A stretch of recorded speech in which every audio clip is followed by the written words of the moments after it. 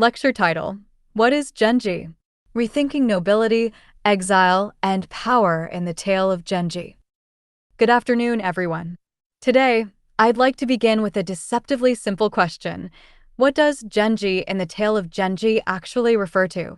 Many assume that Hikaru Genji, often translated as Shining Genji, is a proper name, like John Smith or Leonardo da Vinci. But this is a misconception. In fact, Genji is not a personal name at all. It's a title, and more precisely, a social category. Let me explain. 1. Genji is a common noun, not a proper name in Japanese. The word Genji literally means the Minamoto clan. But in the context of the Tale of Genji, it doesn't refer to the famous warrior clan of later centuries, the Minamoto who fought the Taira in the Genpei War. Instead, it refers to a specific class of aristocrats in the Heian period, those who were born into the imperial family but later demoted to commoner status through a process called shisei kōka, or descent into subjecthood. This practice was known as bestowing a surname upon imperial descendants, shisei Genji. When an emperor had too many children, especially from lower-ranking consorts, it became economically and politically impractical to support them all as royalty. So, these children were granted the surname Minamoto, Gen, and removed from the line of imperial succession. They became nobles, not royals, free to pursue political careers, marry outside the court, and accumulate wealth, but forever barred from becoming emperor. 2. The first Genji Emperor Saga's children. The first large-scale example of this practice occurred under Emperor Saga, reigned 809 to 823, who had over 50 children. To manage the imperial household's finances and reduce political tension, he granted the surname Minamoto to many of his offspring. This established a precedent. Genji came to signify former royals who entered the bureaucratic elite. And because they carried imperial blood, they often rose to high office, precisely because they were no longer bound by the ceremonial restrictions placed on actual royals. For instance, Minamoto no Michitsune and Minamoto no Tsunemoto both reached the rank of minister, a position inaccessible to sitting emperors or crown princes. So Genji wasn't just a name, it was a strategic social identity, royal enough to command respect, yet flexible enough to wield real power. 3. Why Minamoto? The symbolism of the name, but why Minamoto, meaning source or origin? There are two key reasons. First, Chinese influence.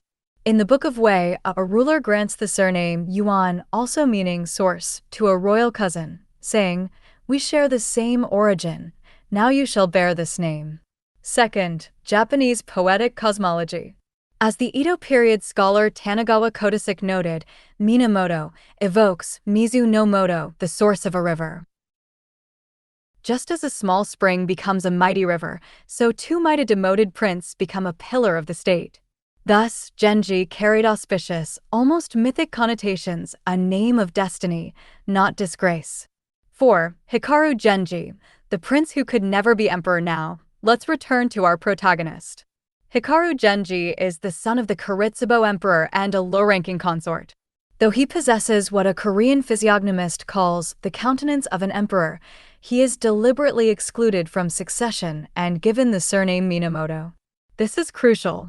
Genji is not a playboy, as Western readers sometimes assume. He is a king who cannot be king. His entire life is shaped by this paradox, possessing imperial charisma and talent, yet denied the throne. His romantic entanglements, especially with Lady Fujitsubo, are not mere dalliances. They are acts of political subversion. By fathering the future Emperor Reizei with Fujitsubo, his father's consort, Genji becomes the secret biological father of an emperor, a position that grants him immense, though unofficial, authority. Eventually, he is honored with the title Jundajōtennō, acting retired emperor, a title usually reserved for former emperors. This is extraordinary. A non-royal, a Genji, elevated to quasi-imperial status. This is the core irony of the tale. The man stripped of royal status becomes the shadow sovereign of the realm. 5. Conclusion. Genji as a literary and political concept. So, to conclude, Genji in the Tale of Genji is not a name, it's a condition. It represents the tragic potential of displaced royalty, the tension between legitimacy and power, and the creative freedom that comes from exile. The tale is not just a love story. It is a meditation on sovereignty, identity, and the cost of ambition in a rigidly hierarchical world.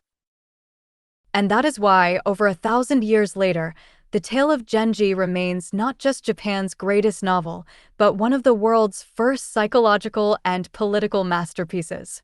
Thank you.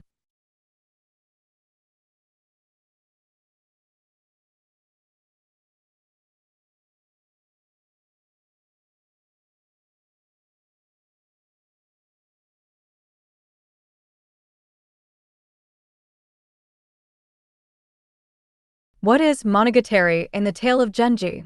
From myth to the birth of the superhuman protagonist, good afternoon, everyone.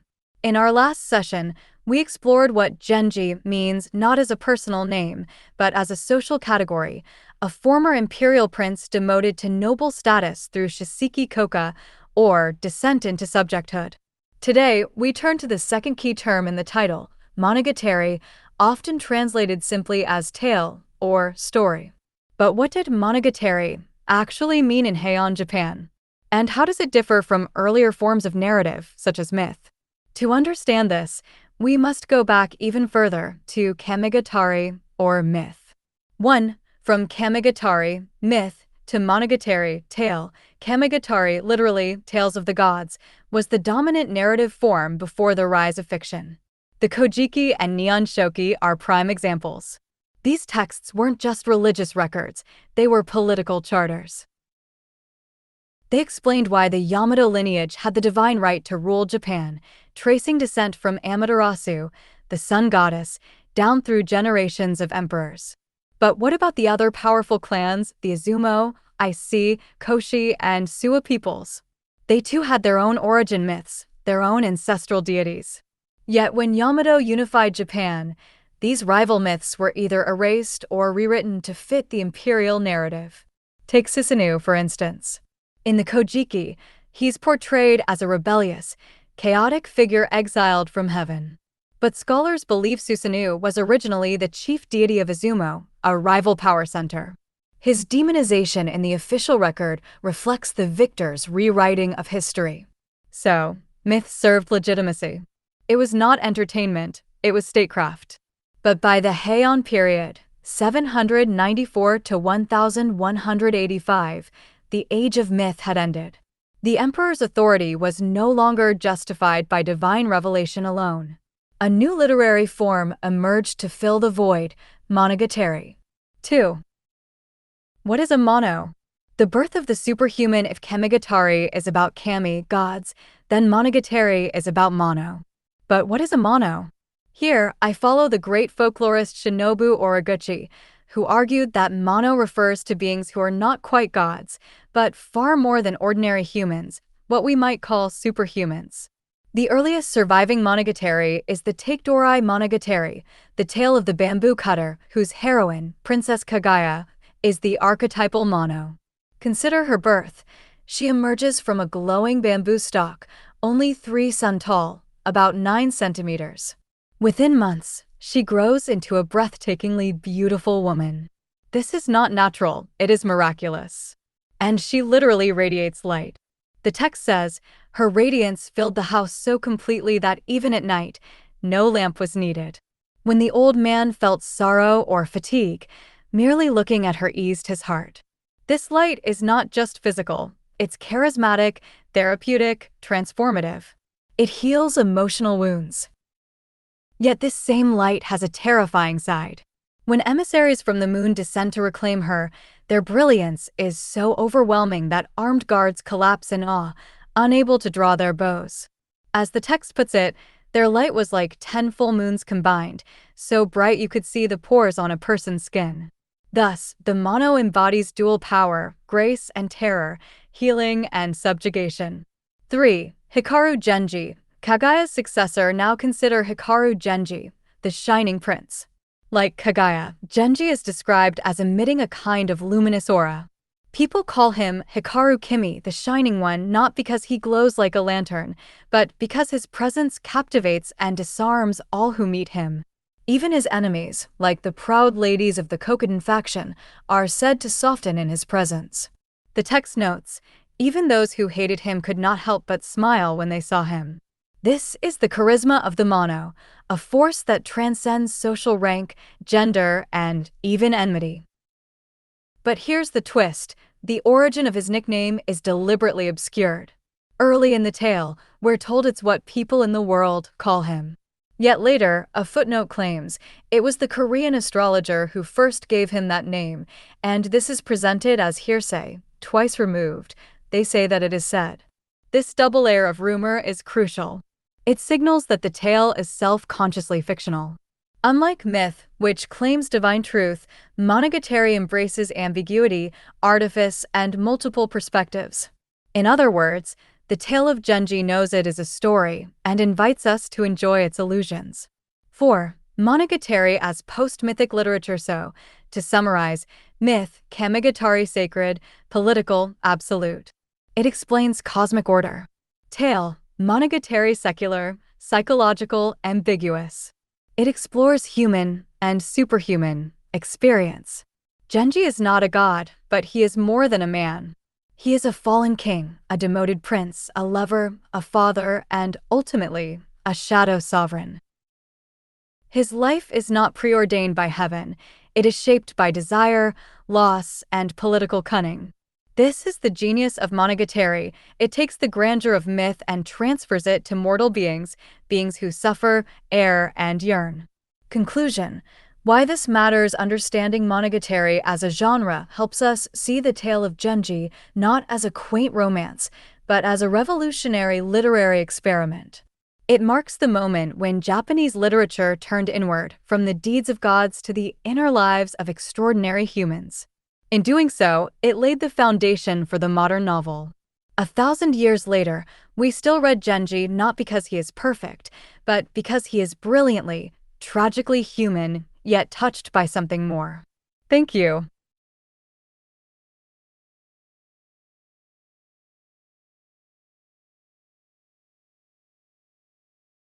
Do we need to know Murasaki Shikibu's biography to read the Tale of Genji?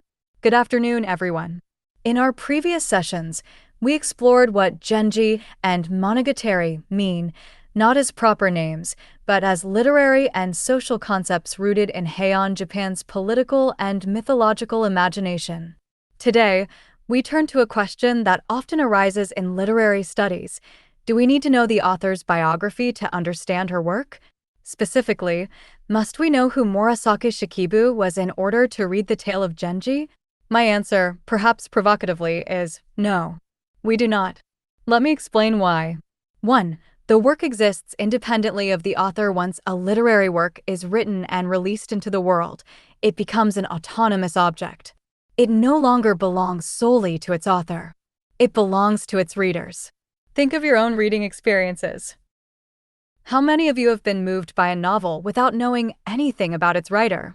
Have you ever cried at the end of a story, only to realize later that you couldn't even recall the author's name? Consider Osamu Dazai's run, Melos, a staple of Japanese high school curricula. Most students read it in their teens, long before they learned that Dazai struggled with depression, attempted suicide multiple times, or died by drowning at age 39. Yet, they're deeply moved by the story's themes of friendship, loyalty, and trust. Why? Because the emotional power of Melos comes not from Dazai's biography, but from the reader's own life, their friendships, betrayals, hopes, and ideals. The text resonates because it mirrors the reader's inner world, not the author's. The same is true for the Tale of Genji. You do not need to know whether Murasaki Shikibu was melancholic, ambitious, or lonely to feel the ache of Genji's longing for Fujitsubo, or the quiet dignity of Lady Murasaki's final moments. 2. The intentional fallacy in literary interpretation. Literary scholars call the belief that an author's intention determines a work's meaning the intentional fallacy. This idea, developed in mid-20th century criticism, argues that once a text is published, it escapes the author's control. Its meaning is co-created by readers through their own experiences, cultures, and imaginations. Murasaki Shikibu lived over 1,000 years ago. We have almost no reliable records of her thoughts, feelings, or creative process. What little we know comes from her diary and scattered court documents, fragments filtered through the conventions of her time. To claim that only someone who knows her biography can truly understand Genji is not only elitist, it's historically impossible. 3. But what if you're curious about her? Now, I don't mean to discourage biographical interest. If you're fascinated by Murasaki Shikibu, if you want to imagine her writing by lamplight in the Empress's quarters, or pondering love and loss while listening to the rustle of silk robes, by all means, explore. For those seeking a well-researched yet accessible introduction, I recommend Kazuko Sigus's novel Murasaki Shikibu, Kawad Bunko, 2023. It's a fictionalized biography that weaves historical facts with imaginative empathy, offering a vivid portrait of a woman navigating the constraints and possibilities of Heian court life. But remember, this is one interpretation among many. It enriches your reading, but it does not authorize it. 4. The real dialogue is between you and the text ultimately. Literature is not a puzzle to be solved by uncovering the author's secrets. It is an invitation to dialogue. When you read the Tale of Genji, you bring your own memories of love, ambition, regret, and beauty. The text meets you there. That meeting, fleeting, personal, unrepeatable, is where meaning is born. You don't need Murasaki Shikibu's permission to grieve with Genji, to admire Keiru's introspection, or to wonder at the fragility of human connection in a world governed by ritual and rank. All you need is an open heart and a willingness to listen to the voices across 1,000 years. Conclusion: so, no, you do not need to know Murasaki Shikibu's biography to read the Tale of Genji. But if you choose to learn about her, let it be out of curiosity, not obligation. Let it deepen your wonder, not limit your freedom as a reader. Because in the end, the greatest tribute we can pay to Murasaki Shikibu is not to treat her as a historical relic, but to keep her story alive in our own lives. Thank you.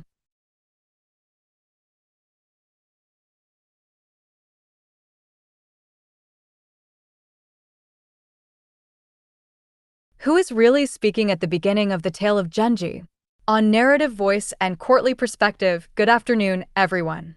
In our previous sessions, we explored what Genji and monogatari mean as literary and social concepts, and whether knowing Murasaki Shikibu's biography is necessary to read her masterpiece. Today, we turn to a more technical, but profoundly revealing question about narrative voice, who is actually speaking in the famous opening line of the Tale of Genji. In what reign did this story unfold? Many assume it must be Murasaki Shikibu herself. But that would be a mistake. The speaker is not the historical author, but a fictional narrator embedded within the world of the tale. Let me explain why this distinction matters and what it reveals about Heian court society. 1. The author versus the narrator. First, we must distinguish between two figures: Murasaki Shikibu, the real woman who lived around the year 1000, served Empress Shoshi, daughter of Fujiwara no Michinaga, and wrote Genji. The narrator, a fictional court lady, an unnamed female attendant, who claims to have heard and compiled these stories from various sources. As scholar Tamakami Takashi has shown, the narrative structure of Genji is carefully layered. An old lady-in-waiting, Furumiake, recounts events she witnessed. A scribe records them.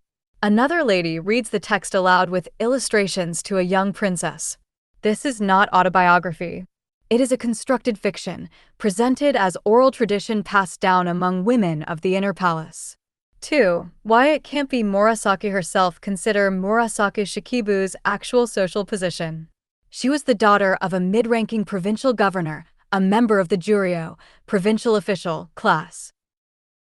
After her husband's death, she entered court service as a lady-in-waiting to Empress Shoshi.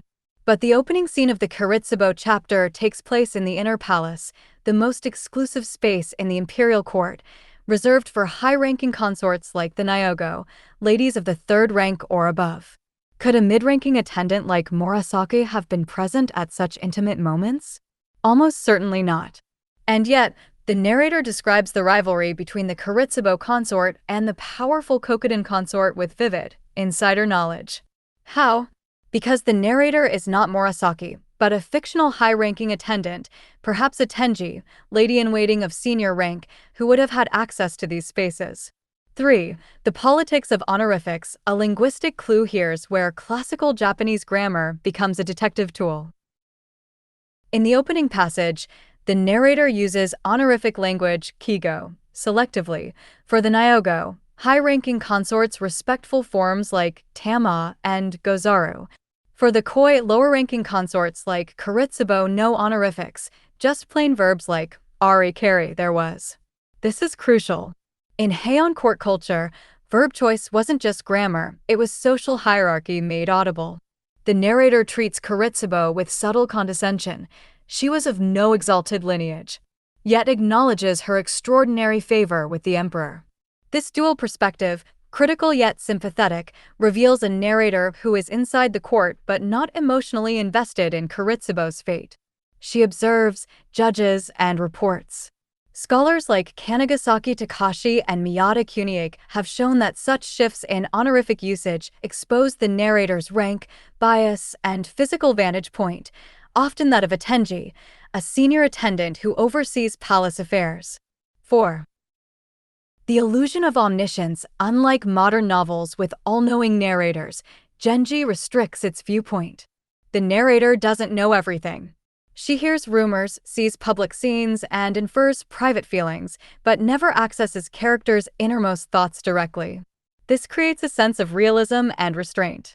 We, like the narrator, must interpret gestures, poetry, and indirect speech to understand what's really happening. For example, when Genji and Lady Fujitsubo exchange glances, the narrator doesn't say, "He felt guilty." Instead, she describes his trembling sleeve, his averted eyes, and leaves us to draw our own conclusions. This is literature as courtly performance, veiled, suggestive, and deeply attuned to social nuance.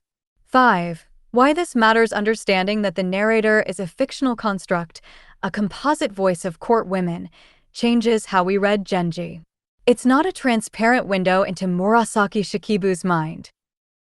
It's a carefully staged drama, filtered through the eyes of someone who understands power, jealousy, and the fragility of favor. The opening line, "In what reign did this story unfold?"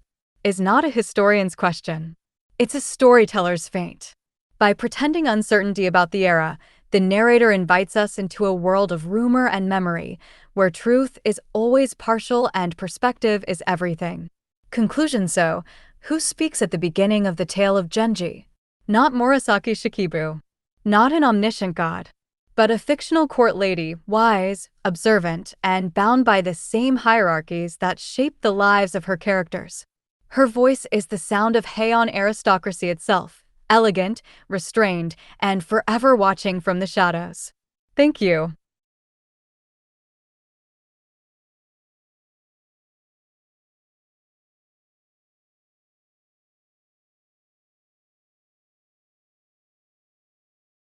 Genji's romantic entanglements and political ascent, the structure of power in the Tale of Genji. Good afternoon, everyone. In our previous sessions, we examined what Genji and monogatari mean as literary and social categories, questioned whether biographical knowledge of Murasaki Shikibu is necessary, and analyzed the narrative voice in the opening of the Tale of Genji. Today, we confront a widespread misconception. Is Hikaru Genji merely a playboy or a romantic adventurer? The short answer is no. To read Genji as a love story is to miss its core political and existential drama. In fact, every one of Genji's relationships with women like Lady Fujitsubo, Lady Rokujo, or the third princess is deeply intertwined with his quest for power in a world where he has been formally excluded from sovereignty. Let me explain how. 1. The Emperor's Dilemma. A son who cannot be king. Early in the Kuritsubo chapter, the Kuritsubo emperor consults a Korean physiognomist, a master of reading fate through facial features, about his beloved son, Genji. The physiognomist is stunned. This man bears the countenance of an emperor, the highest rank under heaven. Yet if he were to ascend the throne, chaos would ensue. But if he serves as a pillar of the court, supporting the realm from below, his destiny aligns. This is a pivotal moment. The emperor recognizes that Genji possesses imperial potential, what scholars call tioso, or the face of a ruler. But precisely because of this, he cannot be allowed to inherit the throne. Why? Because Genji's mother, the Kuritsubo consort, was of low birth. Her death left him vulnerable, and his very existence threatened the balance of power among the highborn consorts, especially those from the powerful Minamoto and Fujiwara clans. So, the emperor makes a fateful decision. He demotes Genji to commoner status, granting him the surname Minamoto and stripping him of imperial succession rights. But here's the irony. This act of exclusion becomes the foundation of Genji's real power. 2. Power through transgression. The secret father of an emperor once Genji is no longer a prince. He is free to pursue political influence, but not through official channels. Instead, he uses romantic and sexual relationships as instruments of power. His most consequential affair is with Lady Fujitsubo, his father's favorite consort and the woman who resembles his deceased mother. Their secret liaison results in the birth of a son, who is raised as the emperor's own child and eventually becomes Emperor Reizei. Now, consider the implications. Genji is the biological father of an emperor. Yet he is officially a subject, not royalty. This creates a hidden axis of authority. While Reizei sits on the throne, Genji wields influence from behind the scenes. When Reizei learns the truth, as he does in the Asagao chapter, he is devastated. He considers abdicating, believing he has committed the Confucian sin of unknowingly treating his true father as a subordinate. Instead, he elevses Genji to the extraordinary title of Jundajōtennō, acting retired emperor. This title is unprecedented. It is normally reserved for former emperors. Yet here it is granted to a man who was never emperor and never even eligible to be one. This is the ultimate paradox. Through illicit love, Genji achieves quasi-imperial status. 3. The structure of latent sovereignty. Scholar Mitsuo Fukazawa coined the term latent sovereignty, sensei oken, to describe Genji's position. Though formally excluded from the throne, Genji embodies an alternative form of kingship, one based not on ritual legitimacy, but on charisma, lineage, and secret knowledge. His entire life becomes a performance of this hidden royalty. He builds the Rokujo estate, a microcosm of the imperial palace, with 4 wings representing the seasons and 4 principal women symbolizing different facets of power.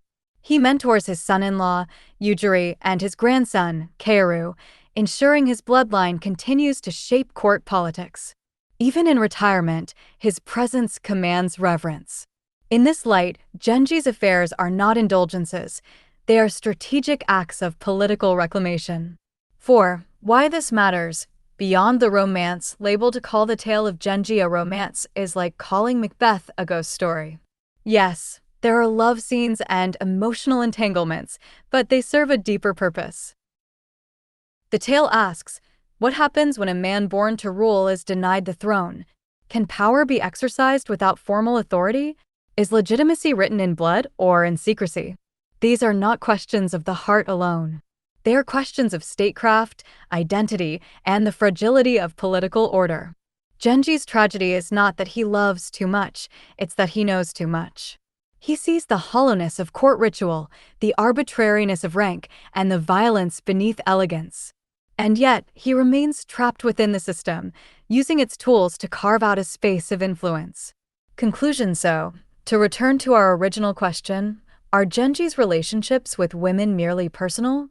Absolutely not. They are acts of political subversion, claims to hidden lineage, and attempts to rewrite destiny. The tale of Genji is not a story about love conquering all. It is a story about love as a weapon, desire as strategy, and beauty as power in a world where direct ambition is forbidden. And that is why, after 1,000 years, it remains not just Japan's greatest novel, but one of the most sophisticated meditations on power ever written. Thank you.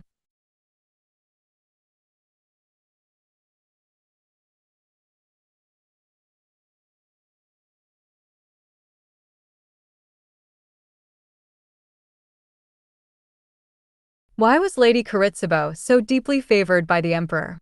The weight of a dying wish. Good afternoon, everyone. In our previous lectures, we've explored the meaning of Genji, the nature of monogatari, the irrelevance of authorial biography, the fictionalized narrative voice, and the political logic behind Genji's romantic entanglements. Today, we turn to a more intimate, yet profoundly consequential question. Why was Lady Fujitsubo, Genji's mother, so intensely and exclusively favored by the Fujitsubo emperor? At first glance, this might seem like a matter of personal affection, a love story between an emperor and a low-ranking consort. But as we'll see, her favor was not merely emotional, it was political, dynastic, and even posthumous in its reach. Let me explain. 1. The final words of a dying woman. As Lady Fujitsubo lay dying, she whispered something to the emperor, something urgent, unfinished. The text records her words as, "Even on the path to the afterlife, where none should go before the other, you promised we would not be parted. How could you abandon me now and go on alone?" This is not just a lament of love. It is a reproach rooted in a sacred vow, a promise made between two people that transcends death itself. But what did the emperor understand from these words? He didn't just hear grief. He heard a hidden message, one that only he, as the sole confidant of her family's secret, could decode. 2. The father's last will. A dynastic mission. After her death, the emperor sent an envoy, the Uzukai no Myobu, to visit Lady Fujitsubo's mother. There, he learned the truth. Her father, the late minister of the left, Dainagon, had made a final request on his deathbed: "Ensure that my daughter enters court service. Let her bear a child who will sit on the throne. Do not let my lineage fade into obscurity." This was no ordinary ambition.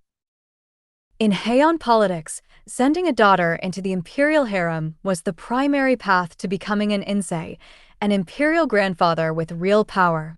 But this father knew he would not live to see it. So he entrusted his entire legacy, not to political maneuvering, but to a single child's destiny. The emperor understood this. He was not just a lover, he was the sole guardian of a dead man's dream. 3. The emperor's impossible choice. Now, consider the emperor's dilemma. He wanted to honor his beloved consort's family by making their son, Genji, the crown prince. But to do so would ignite a firestorm.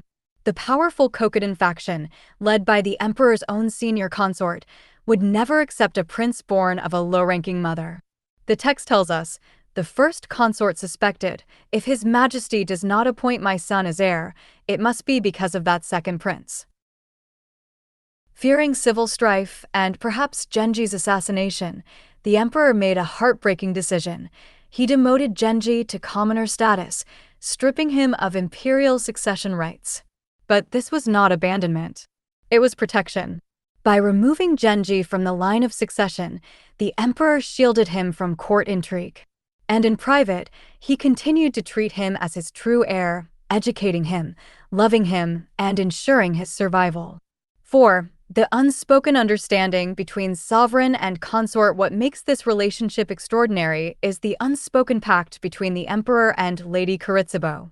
She never explicitly asked for her son to become emperor. She didn't need to. Her father's wish, her quiet dignity, her early death, all spoke louder than words. And the emperor, in turn, never announced his intentions. But his actions revealed everything: his obsessive favoritism, his grief, his secret hope that Genji might one day fulfill that lost destiny through other means. This is the essence of Heian aristocratic communication. Meaning is conveyed through absence, restraint, and implication. 5. The legacy that shaped the tale of Genji. Without this backstory, the tale of Genji would be incomprehensible. Genji's entire life, his charisma, his exile, his affair with Lady Fujitsubo, his secret paternity of Emperor Reizei, is driven by a promise made before his birth. He is not just a man seeking love or power. He is the living embodiment of a dead man's unfulfilled dream. His tragedy is not that he fails, but that he succeeds in ways that are illicit, hidden, and ultimately unsustainable. Conclusion: the politics of grief. So, why was Lady Fujitsubo so deeply favored? Not because she was beautiful, though she was. Not because she was gentle, though she was.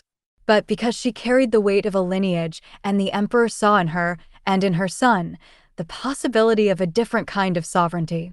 Their bond was not just romantic. It was sacred, dynastic, and haunted by the future. And it is this tension between public duty and private devotion, between legitimacy and longing, that gives the tale of Genji its enduring power. Thank you.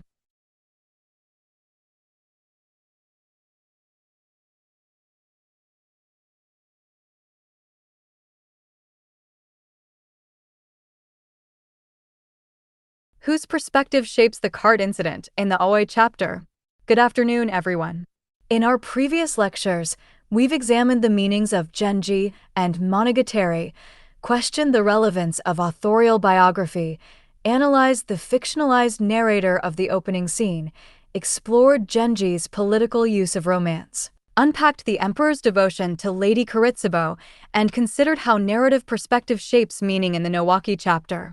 Today, we turn to one of the most psychologically complex moments in the tale of Genji, the infamous cart incident in the Oe chapter, where Genji's lover, Rokujo no Miyasudakoro, the lady of the 6th ward, suffers a humiliating public clash with Genji's official wife, Aoi no Yui.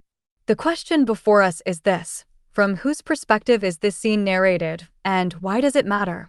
The answer may surprise you. It is Rokujo herself who speaks through the narrative voice, even though she never utters a word aloud. Let me explain. 1. The scene, a public humiliation. The incident occurs during the Kumo Festival, one of the grandest public events in Heian, Kyoto. The streets are packed. Among the spectators is Rokujo, former consort of the late crown prince and now Genji's secret lover. She travels incognito, dressed modestly, her carriage unadorned, to avoid drawing attention. But Genji's wife, Aoi no Yui, arrives with full pomp, attendants in livery, an ornate ox cart, and the authority of the powerful minister of the left's household. When space is needed, Aoi's servants forcibly push aside nearby carts, including Rokujo's. Her vehicle is shoved into the back row, hidden behind retainers' carts. She can see nothing. Worse, her humble disguise is exposed to all. What should have been a private, discreet outing becomes a public spectacle of shame. 2. The narrator's shift. From observer to victim at first glance, the passage appears to be told by an omniscient third-person narrator. But look closely at the language and something remarkable emerges. Consider this line: pushed to the rear among the attendants' carts, she could see nothing. In Japanese, this is rendered as mono emomizu, could see nothing. Critically, no honorifics are used. This is not the respectful language reserved for high-ranking ladies like Rokujo. Instead, it is blunt, intimate, almost confessional. Scholar Hideo Suzuki was the first to note that this phrase is not mere description, it is free direct discourse, the inner voice of Rokujo herself, speaking through the narrator. She doesn't say, "I could see nothing." But the grammar erases the boundary between observer and observed. We are inside her mind. 3. The double voice, shame and resentment. The narration then continues. More than the indignity of being moved, what pained her beyond measure was that her disguised state had been revealed and recognized. Here, the phrasing shifts again. Now we encounter free indirect discourse, a blend of Rokujo's inner thought and the narrator's commentary. The key phrase is, "Imigio ne taki kodo kujiri nashi." There was no limit to how unbearably resentful this made her. This is not neutral reporting. It carries emotional weight, the bitterness of a woman whose dignity has been stripped away in public. And notice, her attendants feel it too. As Suzuki observes, their humiliation is inseparable from hers. In Heian society, a lady's status was mirrored in her servants' bearing. To shame her was to shame them all. 4. Why Rokujo's perspective matters. This moment is not just about social rank, it is the psychological origin of the living ghost, Ikiryo, that soon haunts and kills Aoi no Yui. Rokujo does not consciously will Aoi's death. But her suppressed rage, her wounded pride, and her sense of injustice coalesce into a spiritual force so powerful it escapes her body while she sleeps. The cart incident is the catalyst. And by giving us the scene from her perspective, the text invites us to understand, not excuse, but understand how emotional violence can become supernatural vengeance. This is not superstition. It is psychological realism dressed in mythic form. 5. The irony of incognito. There is deep irony here. Rokujo goes out in disguise to avoid scandal, to preserve her honor. Yet it is precisely this disguise that makes her vulnerable. Because she is not marked as noble, she is treated as common. Her attempt to hide her identity leads to its most painful exposure. And Genji? He passes by without acknowledging her. His indifference, whether out of fear or propriety, compounds her shame. No wonder her spirit rebels. Conclusion: narrative as empathy. So, whose voice tells this story? Not Murasaki Shikibu. Not an impartial historian. But Rokujo herself, through a narrator who merges with her pain. This technique, shifting perspective to inhabit the marginalized, the humiliated, the defeated, is one of Genji's greatest innovations. It refuses to reduce characters to heroes or villains. Instead, it shows us how power, gender, and social ritual shape human suffering. The cart incident is not a minor quarrel over parking space. It is a microcosm of Heian court life, where a glance, a gesture, a misplaced cart could wound a soul beyond repair. And from that wound, a ghost is born. Thank you.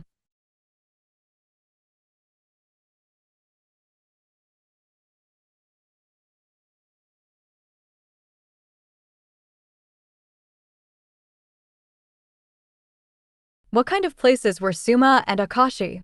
Exile, boundary, and the politics of sacred geography in the Tale of Genji. Good afternoon, everyone. In our previous lectures, we've examined the meanings of Genji and Monogatari, questioned the relevance of authorial biography, analyzed narrative voice, explored Genji's political use of romance, unpacked the emperor's devotion to Lady Fujitsubo, interpreted the cart incident from Rokujo's perspective, and considered how Yujiri's viewpoint relativizes Genji's authority. Today, we turn to a pivotal moment in the tale, Genji's exile to Suma and Akashi. At first glance, this appears to be a simple story of political disgrace, a nobleman vanished for an affair with a high-ranking lady-in-waiting. But as we'll see, the geography of Suma and Akashi is far more than scenic backdrop. It is sacred, liminal, and deeply political. Let me explain. 1. The trigger. A scandal with stakes. Genji's exile begins not with treason, but with a secret liaison, his affair with Aburozukyo, a consort of the current emperor and daughter of his political rival, the Right Minister. When their tryst is exposed, the Right Minister seizes the opportunity to accuse Genji of sedition. But Genji acts first. Rather than wait for formal charges, he voluntarily retreats to Suma, a coastal village west of Kyoto. This is not punishment, it is performance, a public display of penitence to defuse accusations of rebellion. Yet, as the months pass, it becomes clear, return is impossible. Isolated and despairing, Genji reaches his emotional limit until a divine storm intervenes. 2. The storm at Suma. When heaven responds on the third day of the third month, during the purification rites of the Joshi festival, a terrifying tempest erupts. Thunder cracks, waves surge, and lightning illuminates the sea. Amid the chaos, Genji recites a poem. Surely the 800 myriad gods must pity me, for I have committed no grave sin. And the storm intensifies, as if the cosmos itself answers his plea. This is no ordinary weather. It is a theophany, a manifestation of divine power. Scholars like Kazukawa Toshio and Kawatso may have argued that this storm marks the moment Genji's latent sovereignty, Sensei Oken, is recognized by the spirit world. But why Suma? Why here? 3. Suma. The edge of the imperial realm. Suma was not just any seaside town. In Heian geography, it marked the western boundary of the Kinai, the 5 provinces surrounding the capital, where imperial authority directly applied. Beyond Suma lay Harima Province and Akashi, its coastal district.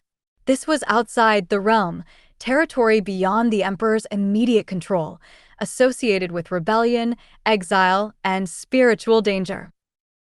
Crucially, Suma was also the site of the ancient Suma barrier Suma no Seiki, a checkpoint controlling movement between the capital and western Japan.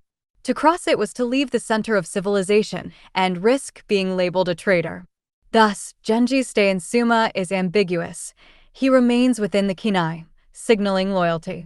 But when he later moves to Akashi, crossing the barrier, his status shifts from penitent subject to potential rebel. For Akashi, land of rebellion and divine favor. Why Akashi? Because, as historian Kawatsumi has shown, Akashi carried a dark historical memory. It was the base of Prince Osaka and Prince Ashikatsu, sons of Empress Jingu, who launched a failed coup against the Yamato throne. In other words, Akashi was already coded as a place of royal insurrection. Yet, paradoxically, it is here that Genji finds salvation, not through politics, but through faith. At Suma, Genji prays to Sumiyoshi Myojin, the deity of boundaries and safe passage.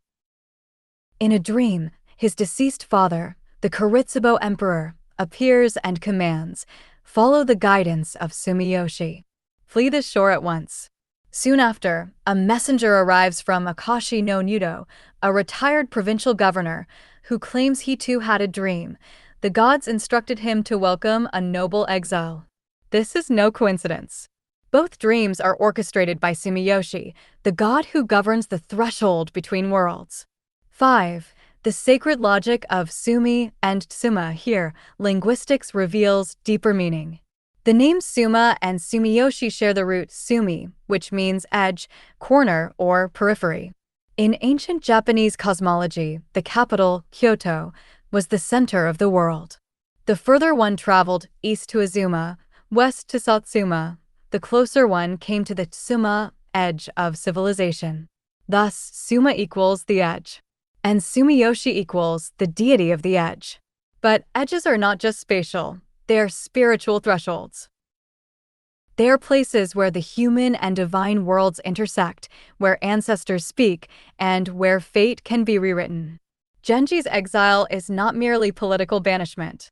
It is a ritual descent into the liminal zone, where he is stripped of courtly identity and reborn as a figure of mythic stature.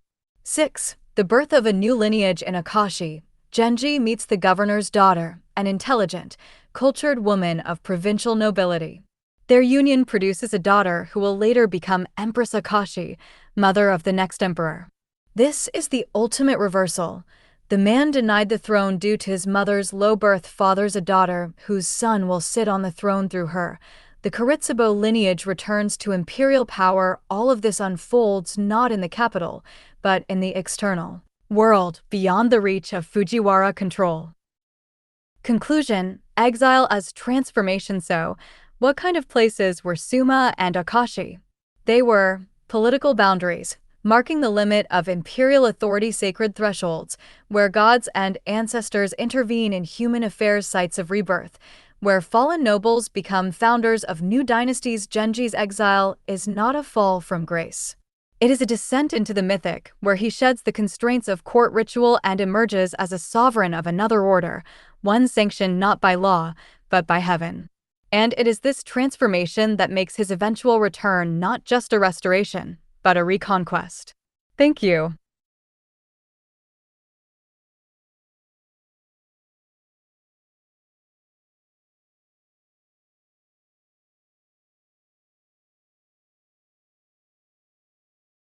The hierarchy of the four wards in Genji's Rokujo estate, beyond the seasons. Good afternoon, everyone. In our previous lectures, we've explored the meanings of Genji and Monogatari, questioned the relevance of authorial biography, analyzed narrative voice, examined Genji's political use of romance, unpacked the emperor's devotion to Lady Kuritsubo, interpreted the cart incident from Rokujo's perspective, considered how Yujiri's viewpoint relativizes Genji's authority, and unpacked the sacred geography of Suma and Akashi. Today, we turn to a seemingly straightforward question about Genji's magnificent estate, the Rokujoin, and its famous four wards, each named after a season: spring, summer, autumn, and winter. Many assume this layout reflects a simple poetic ideal: four seasons, for women, for harmonious realms. But as we'll see, the hierarchy among these women is not determined by seasonal aesthetics alone. It is shaped by imperial politics, ancestral memory, and spatial cosmology. Let me explain. 1. The four wards, a poetic illusion? When Genji constructs his Rokujo estate, he assigns each principal woman to a ward aligned with a season: spring, Murasaki no Yui, Lady Murasaki; summer, Hikaru Genji, Lady of the Orange Blossoms; autumn, Akakanamu Chujo, Lady Akakanamu, later Empress Akakanamu; winter, Akashi no Kimi, Lady Akashi. At first glance, this seems to echo the seasonal order of the Kokinshū, Japan's first imperial poetry anthology, where spring and autumn are given pride of place. Indeed, scholars like Norio Nomura have argued that the estate mirrors the poetic hierarchy of the Kokinshū, with spring and autumn as superior. But here's the problem. Winter is aesthetically the least valued season in classical Japanese poetics. Snow may be beautiful, but it symbolizes decline, silence, and endings, not the vibrant renewal of spring or the melancholic splendor of autumn. So why assign Lady Akashi, one of Genji's most politically significant partners, to the lowly winter ward? 2. Directional cosmology. The hidden code: the answer lies not in seasonal beauty, but in directional symbolism. In Heian cosmology, space was not neutral. Each direction carried spiritual and ancestral meaning. The northwest, Inui, was associated with the ancestral spirits, the realm of the dead, and the return of the soul. Crucially, the winter ward is also called the Inui ward, the northwest ward. As scholar Eiichi Miyata has shown, the Inui direction was where the spirits of ancestors were believed to descend and return. It was a sacred axis, not a place of aesthetic inferiority, but of ritual potency. Thus, Lady Akashi's placement in the winter/Inui ward is not a demotion, it is an act of ancestral reverence. 3. The bloodline that would restore the throne. Why does this matter? Because Lady Akashi's daughter becomes Empress Akashi, mother of the next emperor. Through her, the Kōritsubo lineage, Genji's line, denied the throne due to his mother's low birth, finally returns to imperial power. Her ward is not just a residence. It is a dynastic vault. Indeed, the text tells us that the northwest ward includes a granary compound, kuramaki, a place to store wealth. This is no ordinary storehouse. It holds the fortune of the Akashi clan, accumulated by her father, the retired provincial governor, precisely to support Genji's hidden royal project. This wealth funds not only the Rokujo estate, but also the future empress's rise. 4. The true hierarchy, politics over poetry. So, what is the real order of precedence? Autumn. Akakanamu, as empress and mother of Emperor Reizei's successor, she holds the highest imperial rank. Spring. Murasaki, Genji's true love and de facto wife, she holds the highest emotional and domestic authority.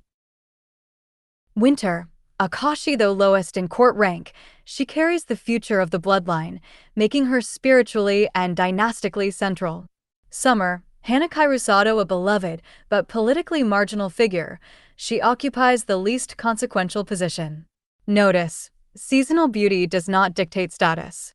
Instead, political function, ancestral duty, and dynastic destiny do. 5. The illusion of harmony. Genji's estate appears to be a paradise of seasonal harmony, a microcosm of cosmic order.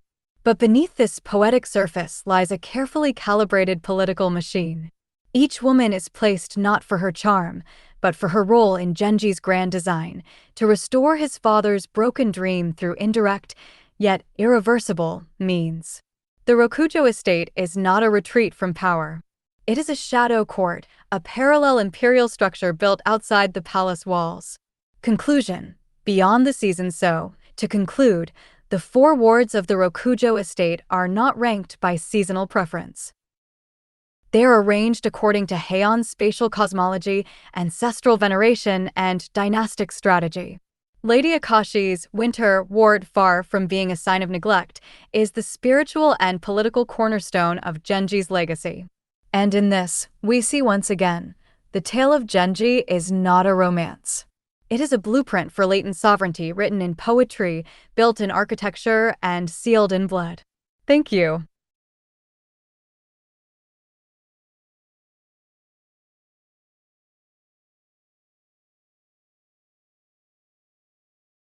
Why is the Nowaki chapter narrated from Yujiri's perspective?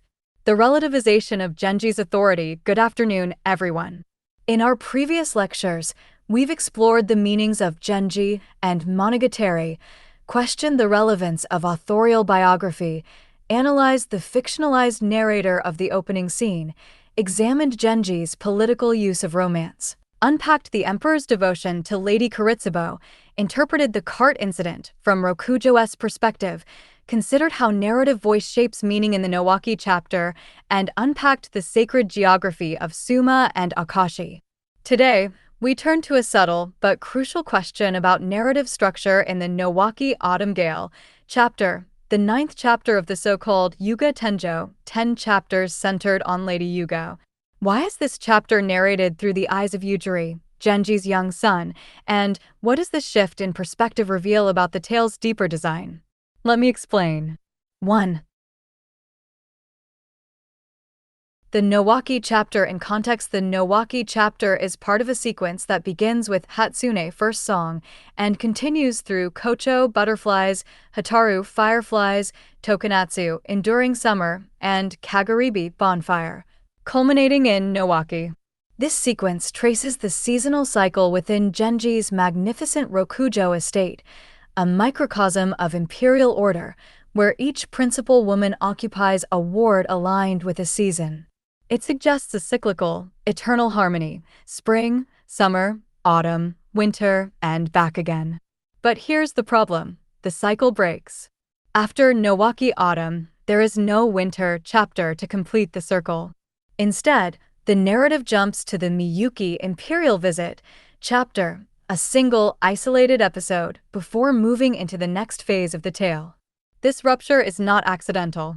It signals the end of illusion, the end of the myth that Genji's world is eternal, harmonious, or divinely ordained. And who delivers this revelation? Not an omniscient narrator. Not even Genji himself. But his 15-year-old son, Yujiri. 2. Yujiri. The naive observer Yujiri is still a youth. He has just undergone his Genpuku coming-of-age ceremony at 12 and is now serving at court. He is earnest, respectful, and deeply admiring of his father, but also emotionally inexperienced. In the Nowaki chapter, he visits the Rokujo estate during a fierce autumn storm. As he walks through the grounds, he glimpses women through screens and blinds, figures of ethereal beauty whose identities remain veiled. Most strikingly, he sees Lady Murasaki, his father's true love and de facto wife, smiling gently in the wind. The sight moves him profoundly. He thinks, if I could marry such a woman, my life would surely be extended. This is not lust. It is idealization, the innocent projection of perfection onto a figure he barely knows. But here's the irony: he doesn't recognize her. He sees only a beautiful, serene woman, not the central pillar of his father's emotional and domestic world. His ignorance is the point. 3. The function of limited perspective. By filtering the scene through Yujiri's limited understanding, the text achieves something remarkable. It relativizes Genji's absolute authority. Throughout the first third of the tale, Genji appears almost godlike, charismatic, powerful, and emotionally magnetic. But Yujiri's perspective reminds us Genji's world is not eternal. His relationships are not universally understood. His perfection is a construct, visible only from certain angles. Yujiri's innocence acts like a neutral lens, one that doesn't worship Genji, but simply observes. And in that observation, cracks appear. For example, Yujiri also notices Hanakaru Sato, Lady of the Orange Blossoms, Genji's beloved but politically marginal consort, and feels sympathy for her isolation. He wonders why such a gentlewoman is not given greater honor. His confusion reveals what the adult characters cannot say. The hierarchy of the Rokujo estate is arbitrary, fragile, and human-made. 4. The collapse of the eternal return. Earlier, the seasonal cycle of the estate suggested a mythic time, what scholars call eternal return, like the timeless realm of Urashima Taro's Dragon Palace. But Yujiri's visit occurs in linear, historical time. The storm is real. The women are aging. The harmony is performative. And soon after this chapter, Lady Murasaki will fall ill and die, shattering the illusion of permanence. Thus, the Nowaki chapter functions as a threshold. Before it, the dream of order. After it, the reality of decay.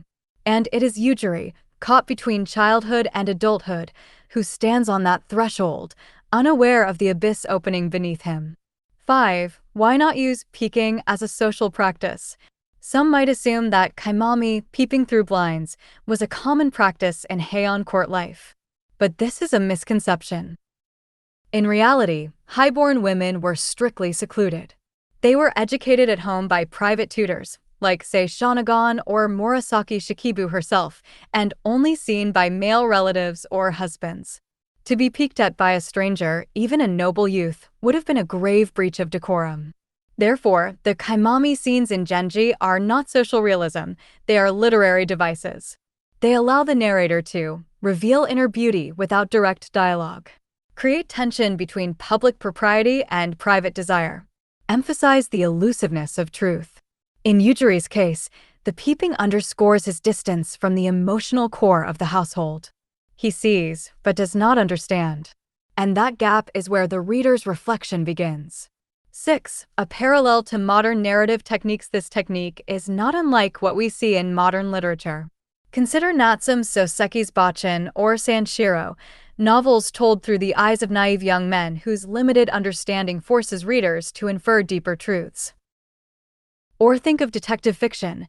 If Sherlock Holmes narrated his own stories, the mystery would vanish. But because Watson tells them with admiration, confusion, and partial insight, the puzzle remains alive. Similarly, Yujiri's perspective preserves the mystery of Genji's world while simultaneously exposing its fragility. Conclusion: the end of the illusion. So, why is the Nowaki chapter narrated from Yujiri's perspective? Because only an innocent observer can show us that Genji's paradise is already crumbling. His admiration is genuine, but his ignorance is revelatory. Through him, we see not a god, but a man. Not eternity, but time. Not harmony, but performance. And in that shift from myth to mortality, the true genius of the Tale of Genji emerges. Thank you.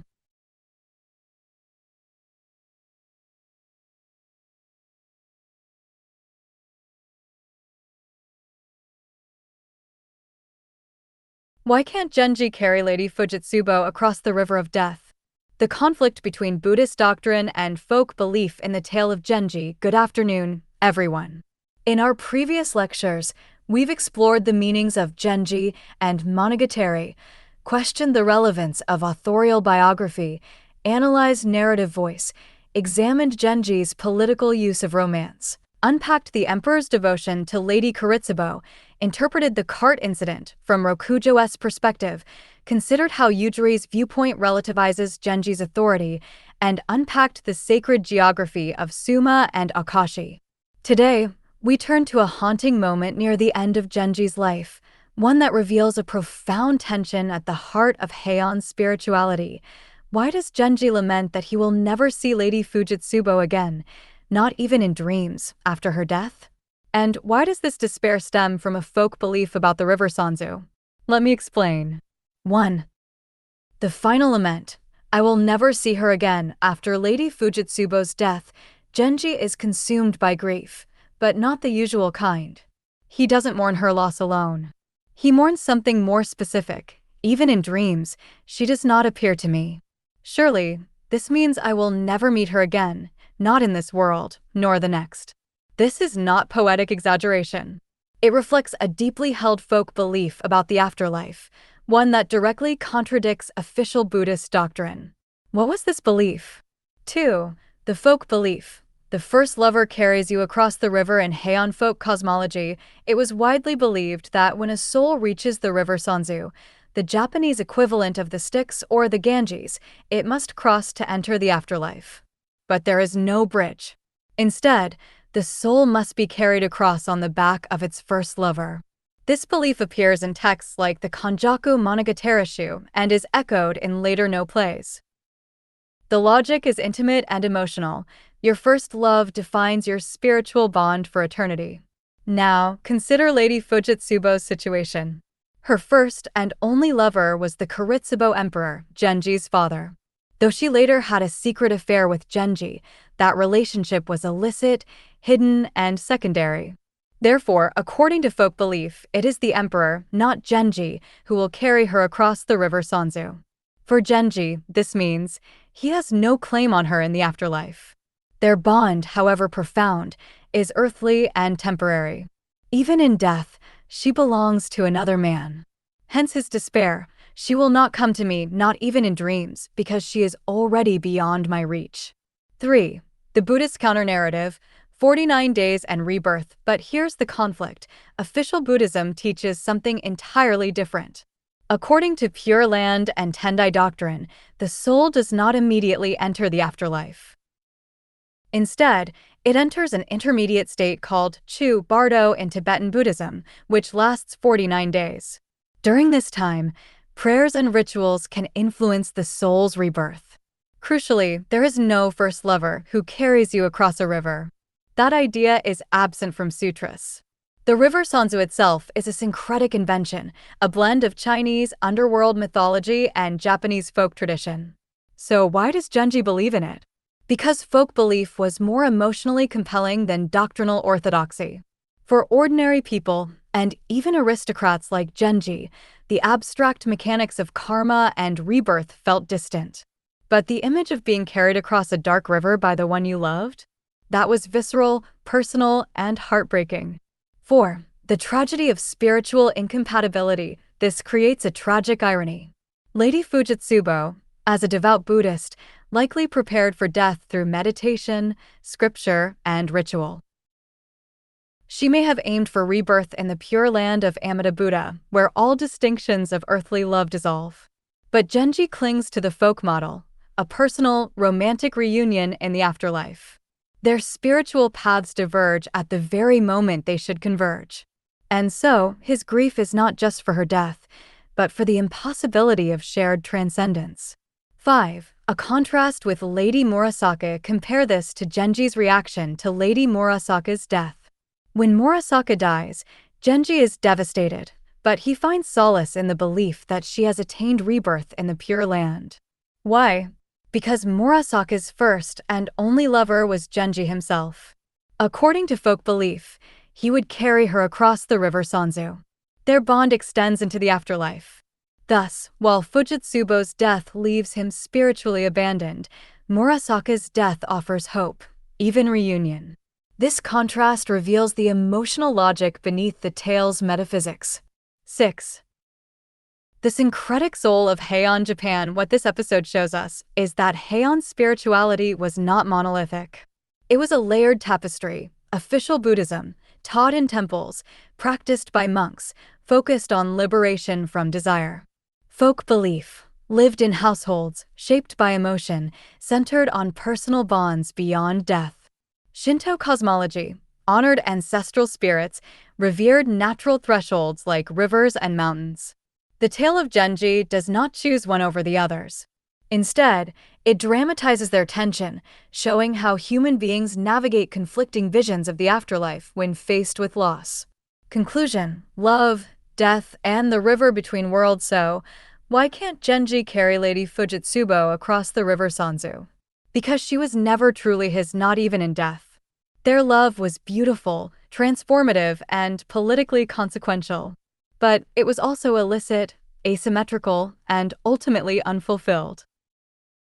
And in that unfulfillment lies one of the tale's deepest truths. Even the most powerful man in the realm cannot rewrite the rules of the afterlife. Thank you.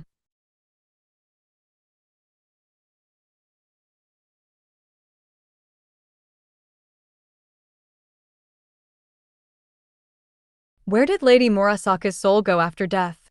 The meaning of Mugen in the Tale of Genji. Good afternoon, everyone.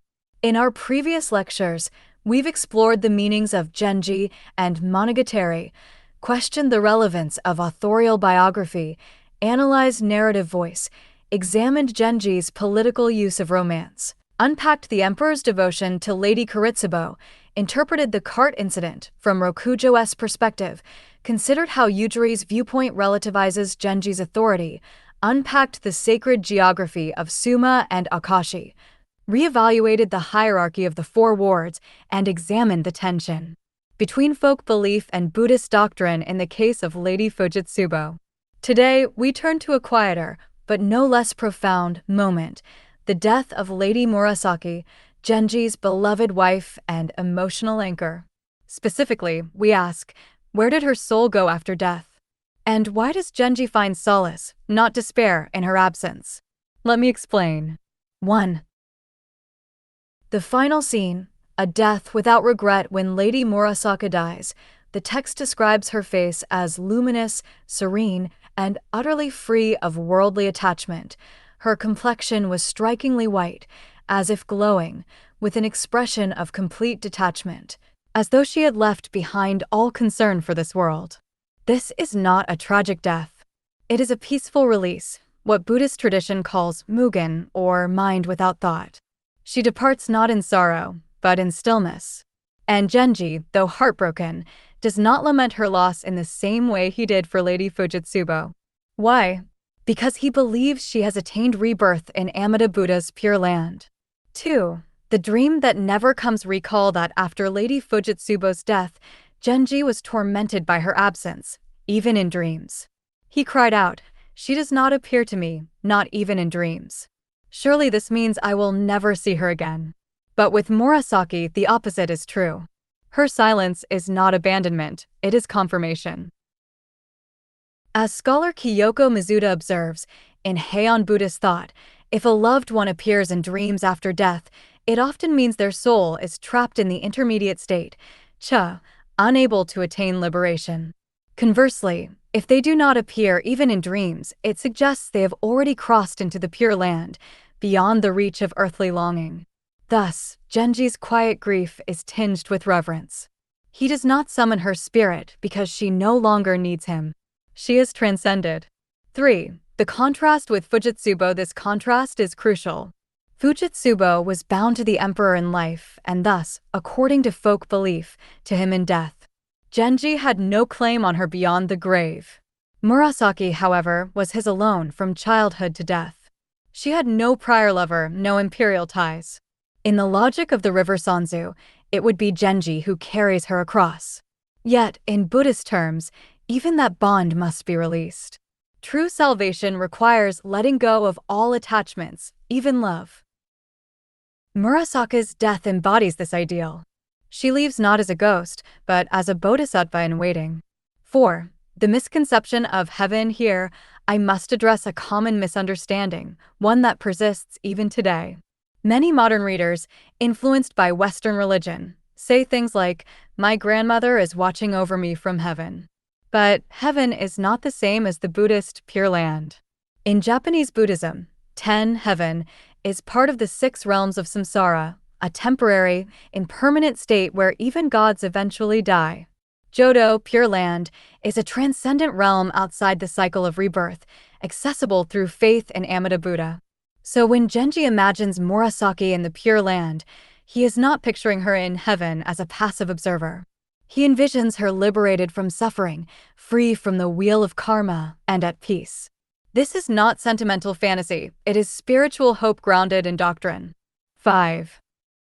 The poetic expression of acceptance. After her death, Genji composes a solitary poem.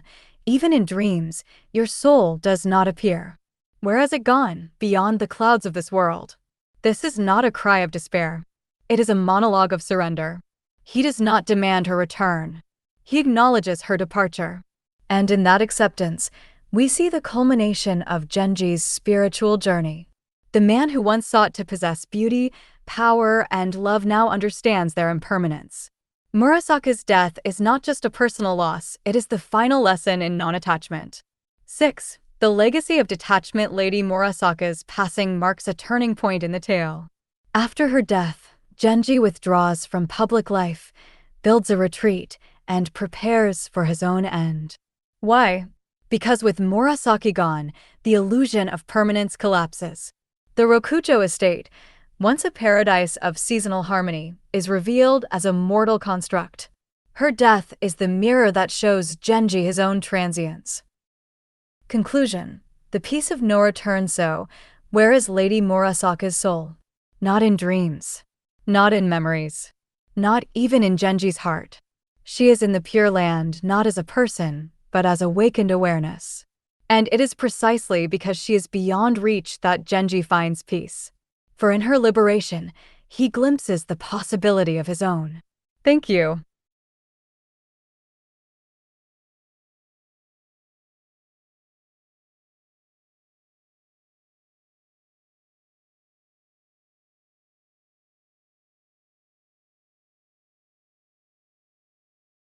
What kind of place is Uji in the Tale of Genji?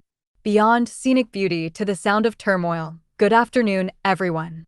In our previous lectures, we've explored the meanings of Genji and monogatari, questioned the relevance of authorial biography, analyzed narrative voice, examined Genji's political use of romance, unpacked the emperor's devotion to Lady Fujitsubo, interpreted the cart incident from Rokujo's perspective, considered how Yujiri's viewpoint relativizes Genji's authority, unpacked the sacred geography of Suma and Akashi, reevaluated the hierarchy of the four wards, examined the tension between folk belief and Buddhist doctrine in the case of Lady Fujitsubo, and reflected on Lady Murasaka's peaceful departure into the Pure Land.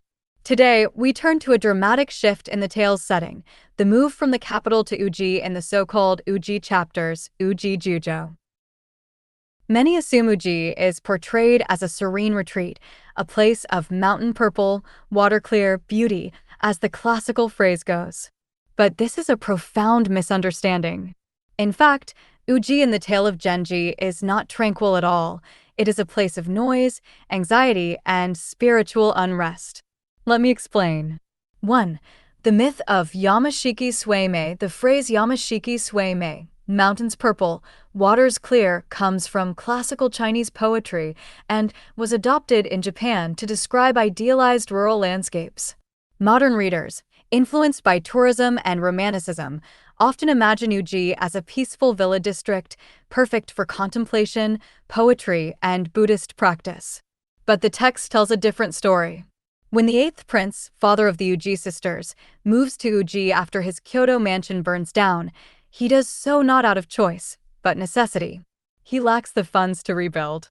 His retreat is not voluntary, it is exile by poverty. And the environment reflects his inner state. 2. The roar of the Uji River. Consider this passage from the Hashiheim chapter. Near the fishing weir, the sound of the river is ceaselessly loud, so grating to the ear that it prevents one from achieving the calm needed for religious devotion. This is not a poetic flourish. It is a psychological soundscape.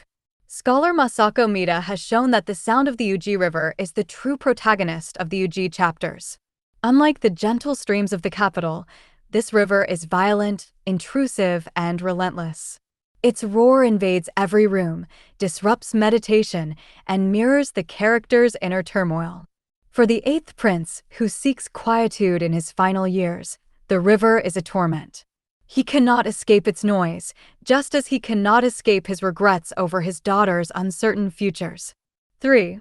Two perspectives on the same sound. Crucially, the river's meaning shifts depending on who hears it. For the eighth prince, it is a symbol of unresolved attachment, his inability to truly renounce the world. For Kaoru, the young nobleman who visits him, the river is initially exotic, even romantic. He sees the sisters' dwelling as charmingly rustic.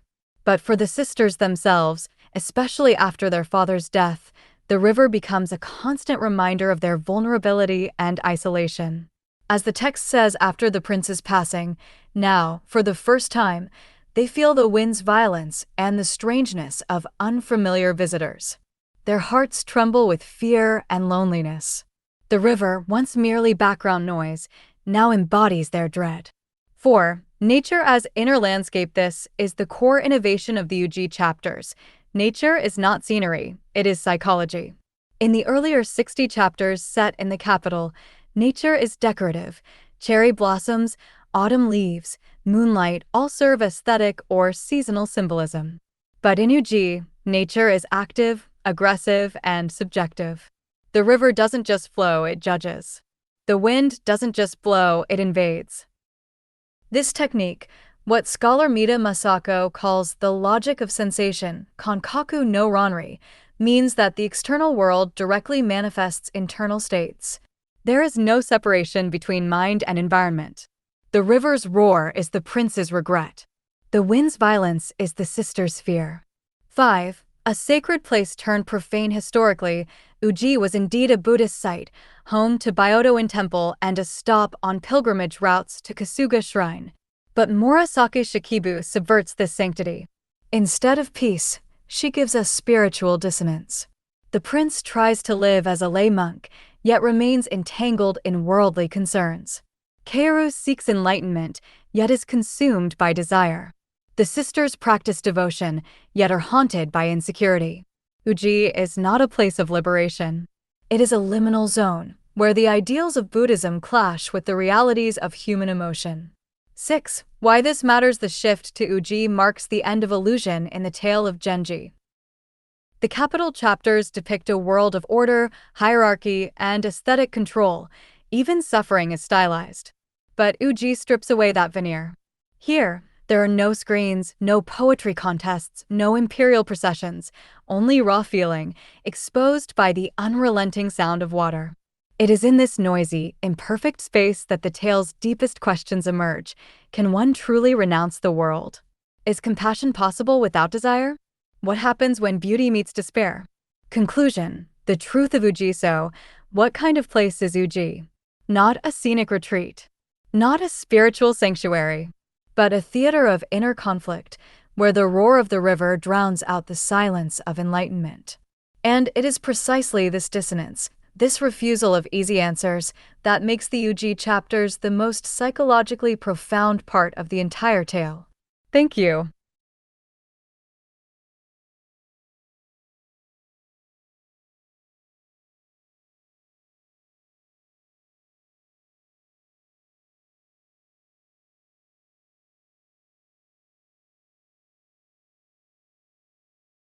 Uji as a mythic space of rebellion, the eighth prince and the legacy of Prince Yujino Wakiritsuko. Good afternoon, everyone.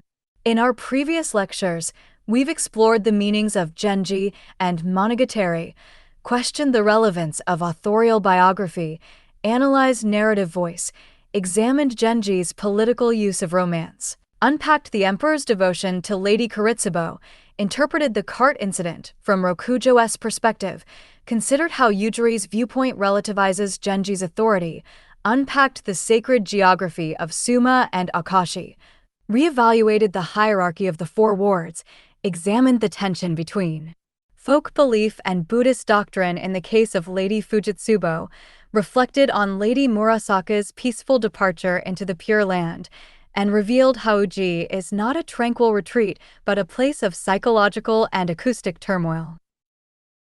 Today, we delve deeper into Uji's symbolic weight by asking a historical question. Why did Murasaki Shikibu choose Uji, not another riverside town, as the setting for the final 10 chapters? What mythic memory does this location evoke? The answer lies in a nearly forgotten imperial succession crisis from the 4th century, and its echoes in the life of the 8th prince, father of the Uji sisters. Let me explain. 1. The historical Uji, site of a royal tragedy long before the Tale of Genji was written, Uji was associated with one of Japan's earliest recorded succession disputes, the conflict between Prince Ohatsus, later Emperor Yurieku, and Prince Yujino Wakiritsuko, sons of Emperor Nintoku. According to the Nihon Shoki, after Nintoku's death, Empress Iwa no Hiratsuko, mother of Wakiritsuko, feared her son would be killed by his ambitious elder brother. She sent him into hiding at Uji, where he built a fortress and prepared for rebellion. But Ohatsus discovered his whereabouts. He marched on Uji, laid siege to the compound, and demanded surrender. Rather than be captured, Wakiuritsuko set fire to his own residence and perished in the flames. This event made Uji synonymous with royal exile, failed rebellion, and tragic self-immolation. For Heian readers, this history was well known. Uji wasn't just scenic, it was haunted by the ghosts of defeated princes. 2. The Eighth Prince. A modern Wakiuritsuko now consider the eighth prince in the Tale of Genji. He is the eighth son of an emperor, never in line for the throne. During the reign of Emperor Saga, his faction falls from power. Though not formally accused of treason, he is politically marginalized. Fearing further danger, he withdraws from court life and retires to Uji. Like Wakiuritsuko, he is a younger imperial prince excluded from power. Chooses self-imposed exile over political struggle. Lives in fear of persecution, even if none comes. Ultimately dies in quiet obscurity, his lineage seemingly doomed. Crucially, his mansion burns down early in the Uji chapters, a subtle echo of Wakiuritsuko's fiery end. Though accidental, the fire forces him into deeper seclusion, cutting him off from the capital forever.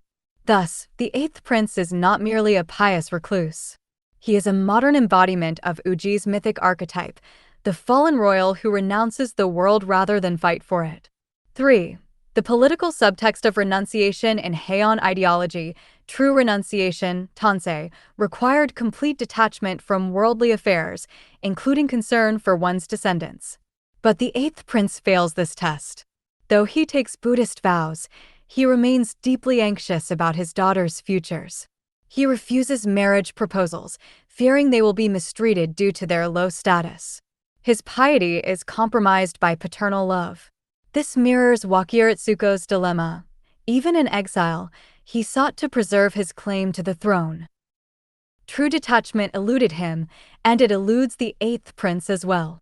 Murasaki Shikibu thus uses Uji not just as a setting, but as a mythic frame that exposes the limits of aristocratic Buddhism. 4. Keiru and Nayu. Inheriting the shadow of rebellion. The legacy of Uji's rebellious past doesn't end with the prince's death. It passes to the next generation, specifically to Keiru, who becomes obsessed with the Uji sisters. Keiru sees himself as a rescuer, but his actions often resemble coercion disguised as compassion. When he arranges for Yukifune to be taken from her mother and brought to Uji, he replicates the very dynamics of control he claims to reject. And Nayu, his rival, treats the sisters as objects of desire, another form of possession. Neither man understands that Uji is not a blank canvas for their fantasies. It is a place burdened by history, where every act of rescue risks becoming another form of domination. 5. Why Uji and not another town? One might ask, why not set these chapters in Otsu, Yodo, or another riverside locale? Because only Uji carries this specific mythic charge, the memory of a prince who chose death over submission. Only Uji evokes the tension between imperial blood and political erasure. By placing the eighth prince there, Murasaki Shikibu links his quiet tragedy to a much older narrative of royal vulnerability. His story is not unique, it is archetypal. 6. The end of the imperial dream. The Uji chapters mark the final dissolution of the Kōretsubo lineage's imperial aspirations. Genji, though demoted, wielded quasi-imperial power through his secret paternity of Emperor Reizei. His son Yujiri marries into the highest ranks. But by the time we reach Uji, the bloodline has thinned. The sisters are of mixed parentage, lacking clear status. Their fates hang in the balance. Uji, the land of fallen princes, becomes the fitting stage for this slow fade into obscurity. Conclusion: Uji as memory. So, what kind of place is Uji? Not just a riverside village. Not just a Buddhist retreat. But a site of ancestral trauma, where the ghosts of failed succession still whisper in the roar of the river. And it is in this haunted space that the tale of Genji confronts its ultimate theme: what happens when the dream of sovereignty, biological, political, spiritual, comes to an end. Thank you.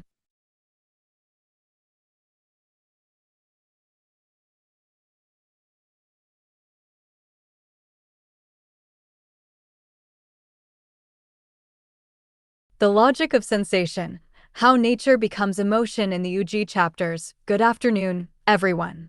In our previous lectures, we've explored the meanings of Genji and Monogatari, questioned the relevance of authorial biography, analyzed narrative voice, examined Genji's political use of romance, unpacked the emperor's devotion to Lady Fujitsubo, interpreted the cart incident from Rokujo's perspective, considered how Yujiri's viewpoint relativizes Genji's authority, unpacked the sacred geography of Suma and Akashi, reevaluated the hierarchy of the four wards, examined the tension between folk belief and Buddhist doctrine in the case of Lady Fujitsubo, reflected on Lady Murasaka's peaceful departure into the Pure Land, revealed how Uji is not a tranquil retreat but a place of psychological and acoustic turmoil, and traced Uji's mythic association with royal rebellion through the story of Prince Yujino Wakiratsuko.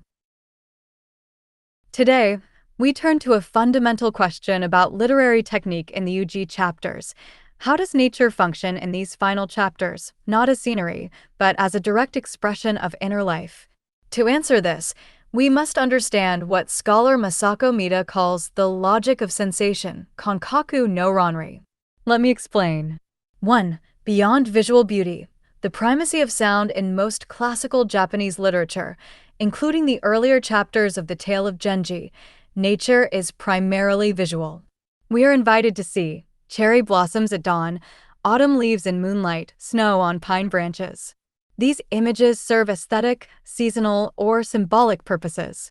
But in the Uji chapters, vision gives way to hearing. The dominant sensory experience is sound, specifically, the roar of the Uji River. Consider this passage after the 8th prince's death. Now, for the first time, they truly feel the violence of the wind and the strangeness of unfamiliar visitors. Their hearts tremble with fear. Notice, it is not the sight of the river that disturbs them, it is its noise. The sound invades their private space, disrupts meditation, and amplifies their vulnerability. This is not description. It is psychological transference. The external world becomes the internal state. 2. 3 perspectives, 3 rivers. Crucially, the river's meaning shifts depending on who hears it. For the 8th prince, the river is a constant irritation, a barrier to spiritual calm. He longs for silence, but the water denies him peace. His inability to transcend its noise mirrors his incomplete renunciation of worldly concerns, especially for his daughters. For Kaoru, the river is initially exotic and romantic. When he first visits Uji, he finds the setting charmingly rustic. But as his obsession with the sisters deepens, the river's sound begins to reflect his inner agitation, his jealousy, guilt, and spiritual confusion. For the sisters, especially Yukifune, the river becomes a symbol of inescapable fate. After her attempted suicide, she hears the river not as noise, but as a voice calling her back to suffering. In her Buddhist retreat, she prays for silence, but the river answers with relentless flow. Thus, the same physical phenomenon, the Uji River, becomes 3 different emotional realities. 3. The collapse of subject-object duality. This is the core of the logic of sensation. There is no separation between perceiver and perceived. In Western aesthetics, nature is often a mirror. We project our feelings onto it. But in the Uji chapters, nature is the feeling. The river doesn't symbolize anxiety, it is anxiety made audible. Scholar Mita Masako argues that this technique anticipates modern phenomenology. The world is not out there, but co-constituted with consciousness. When Yukifune says, "The sound will not let me rest," she is not complaining about acoustics. She is confessing that her mind and the river are one. 4. Contrast with the capital chapters. This marks a radical departure from the earlier parts of the tale. In Kyoto, characters control their environment. Screens filter light. Incense masks odors. Poetry domesticates emotion. Nature is framed, curated, and aestheticized. But in Uji, nature cannot be controlled. The wind tears at shutters. The river drowns out sutras. Rain soaks through roofs. The characters are exposed, not just physically, but spiritually. This rawness is what makes the Uji chapters so psychologically intense. There are no buffers between self and world. 5. The river as moral witness. Finally, the river serves as a kind of moral witness. When Kaoru deceives Ojimai by pretending to court her while loving Naka no Kimi, the text notes, the river roared all night, as if scolding him. This is not personification in the poetic sense. It is cosmic judgment. The natural world reacts to human duplicity. Similarly, when Yukifune attempts suicide by throwing herself into the river, it refuses to take her, carrying her instead to safety. The river, in this moment, acts as a bodhisattva, denying her escape and forcing her to face her karma. Conclusion: nature as truth. So, what is the function of nature in the Uji chapters? It is not decoration. It is not metaphor. It is truth made audible. Through the logic of sensation, Murasaki Shikibu strips away the artifice of court life and reveals the raw nerve of human existence, where love, fear, regret, and longing are not hidden behind screens, but echoed in the roar of an unrelenting river. And in that echo, we hear the final, unvarnished voice of the Tale of Genji. Thank you.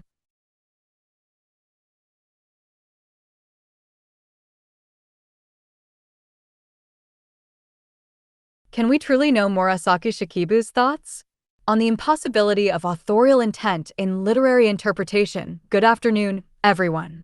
Over the past several lectures, we've explored the layered meanings of the Tale of Genji, from the political significance of Genji and the mythic roots of Monogatari to the sacred geography of Suma and Uji, the logic of sensation in nature writing, and the tragic legacies embedded in place names. We've treated the text as a complex, self-sufficient world, interpreting it through its internal structures, historical contexts, and narrative techniques. But today, I want to return to a foundational question, one that underlies all literary study. Can we ever truly recover what Murasaki Shikibu meant when she wrote the Tale of Genji? Can we extract her personal beliefs, values, or intentions from the text? My answer, unequivocally, is no, and we shouldn't try. Let me explain why. 1. The text is not a transparent window. Many readers assume that a literary work is like a letter from the author, a direct expression of their inner thoughts. They ask, what did Murasaki Shikibu believe about love? Was she critical of court life? Did she favor Buddhism over Shinto? But this approach treats literature as confession, not art. The Tale of Genji is not a diary, not even primarily a reflection of its author's psyche. It is a constructed fictional universe, populated by dozens of characters with conflicting worldviews: Genji the romantic idealist, Kaoru the tormented ascetic, Naya the hedonist, the eighth prince the failed renunciant. Which of these voices speaks for Murasaki? All of them? None of them? The truth is, we cannot know. And more importantly, it doesn't matter. 2. The fallacy of objective interpretation. Some scholars claim they can uncover the author's true meaning through rigorous textual analysis or historical reconstruction. They seek an objective, scientific reading, one free from subjective bias. But this is a contradiction in terms. Literature does not operate like physics or chemistry. A poem has no single correct interpretation any more than a symphony has a single correct emotional effect. Meaning arises not from the author's mind alone, but from the dynamic encounter between text and reader. As philosopher Hans-Georg Gadamer argued, understanding is always historically situated. You read Genji not as an 11th century court lady, but as a 21st century student, teacher, or curious soul, with your own experiences of love, loss, power, and longing. Your interpretation is valid not because it matches Murasaki's intent, but because it emerges from an honest engagement with the text. 3.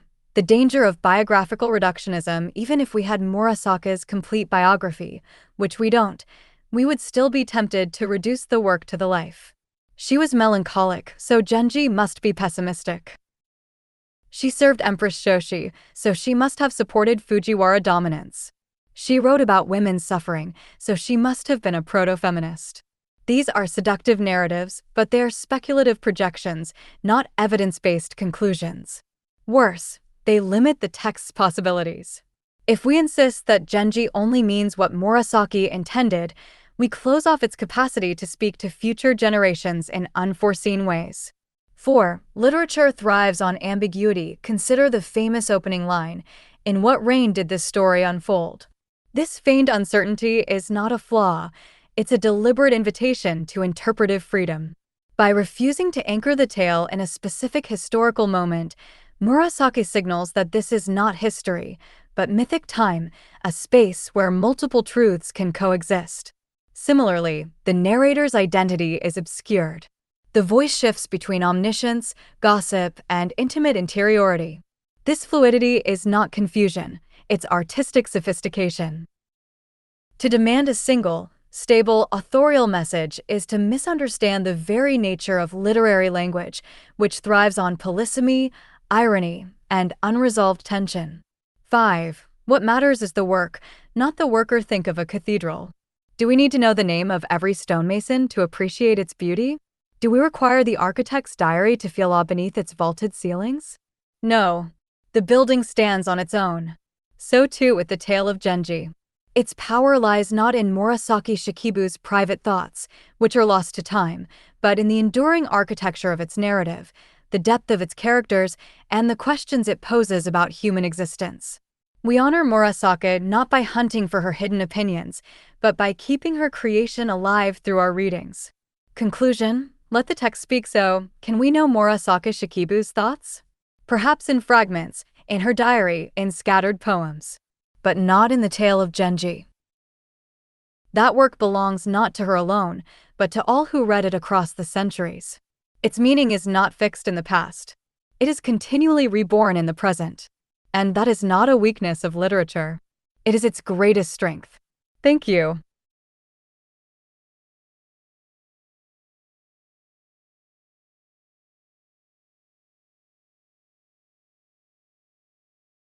Was Genji modeled after Fujiwara no Michinaga? The limits of historical biography in literary interpretation. Good afternoon, everyone.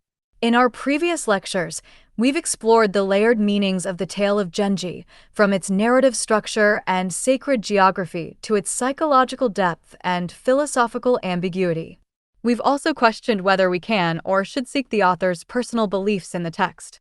Today, we confront a persistent and popular theory. Was Hikaru Genji modeled after Fujiwara no Michinaga, the most powerful statesman of the Heian period? Many readers, both scholarly and general, have drawn this parallel. After all, Michinaga dominated the court during Murasaki Shikibu's lifetime. He placed 4 of his daughters as imperial consorts or empresses, famously boasting in a poem, "This world is mine, no one else matters." It's tempting to see Genji as a fictionalized version of this real-life powerhouse. But I argue that this biographical reading is not only reductive, it actively distorts the literary achievement of the Tale of Genji. Let me explain why. 1. The superficial similarities at first glance. The parallels seem compelling. Both Genji and Michinaga wield immense influence without holding the throne. Both use marriage alliances to secure political power. Both live in grand estates and patronize the arts. Both are surrounded by networks of women whose fates they shape. Moreover, Murasaki Shikibu served Empress Shoshi, Michinaga's daughter, and thus observed his court from within. Surely, she must have drawn inspiration from him? But here's the problem. Inspiration is not replication. Just because an author lives near a mountain doesn't mean every hill in their novel is that mountain. Literature synthesizes, transforms, and transcends lived experience. 2. The fundamental difference. Legitimacy versus illegitimacy. The core distinction lies in legitimacy. Fujiwara no Michinaga operated entirely within the system. His power was official, institutional, and dynastic. He never challenged imperial authority. He manipulated it through legal means, regency, marriage politics, and bureaucratic control. Hikaru Genji, by contrast, is excluded from legitimacy. Demoted to commoner status, he has no right to the throne. His influence is illicit, hidden, and precarious. His greatest act of power, the secret paternity of Emperor Reizei, is a transgression, not a triumph. Genji's authority is latent sovereignty, sensei-oken, not institutional regency. He rules through charisma, secrecy, and emotional bonds, not through office or law. To equate him with Michinaga is to confuse shadow power with official power, a critical error. 3. The danger of one-to-one correspondence. When we insist that Genji equals Michinaga, we flatten the tale into a Roman à clef, a coded biography. This approach ignores the mythic and archetypal dimensions of Genji, the superhuman, mono. Overlooks the tragic structure of his life, exile, loss, spiritual crisis. Erases the fictional autonomy of the narrative. Worse, it implies that the tale of Genji is merely a reflection of contemporary politics, when in fact, it is a profound meditation on the limits of power itself. Michinaga never experienced exile, despair, or the death of his true love. Genji does all of these and more. 4. Murasaka's critical distance. If anything, Murasaki Shikibu seems to offer a critique of Michinaga-style dominance. Consider how Genji's legacy unravels in the Yuji chapters. His son Yujiri is competent but uninspired. His grandson Kaoru is paralyzed by guilt and indecision. The bloodline fades into obscurity. This is not a celebration of enduring power. It is an elegy for its fragility. Michinaga's lineage, by contrast, remained dominant for generations. If Genji were his portrait, the tale would end in triumph, not quiet dissolution. 5. The composite nature of literary character. Great literary characters are rarely modeled on single individuals. They are composites, mosaics of observation, imagination, myth, and archetype. Genji draws on the imperial charisma of legendary princes, the romantic idealism of earlier tales like Take Torai Monogatari, the political tensions of Heian court life, and perhaps, yes, even glimpses of Michinaga's aura. But to reduce him to one historical figure is like saying Hamlet is just a portrait of Shakespeare's son, or that Don Quixote is merely Cervantes' neighbor. Literature does not copy life. It interrogates it. Conclusion. Beyond the historical mirror, was Genji modeled after Fujiwara no Michinaga? Perhaps in part, but not in essence. Genji is not a statesman. He is a mythic exile, a fallen king, a lover haunted by impermanence. His story is not about consolidating power, but about the cost of possessing it without legitimacy. To read the tale of Genji as a veiled biography of Michinaga is to miss its universal resonance. It is not a mirror of one man's life. It is a window into the human condition, across time, across culture, across centuries. Thank you.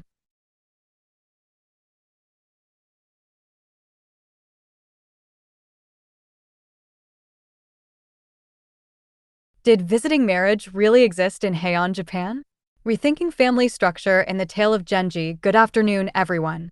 In our previous lectures, we've explored the political, mythic, psychological, and literary dimensions of the tale of Genji. Today, we turn to a persistent misconception about Heian society, one that shapes how many readers interpret Genji's relationships. Was Heian marriage really a system of visiting marriage, tsumodoi kanin, where men simply visited women at night and left in the morning? This idea is widespread. It appears in textbooks, documentaries, and even scholarly works.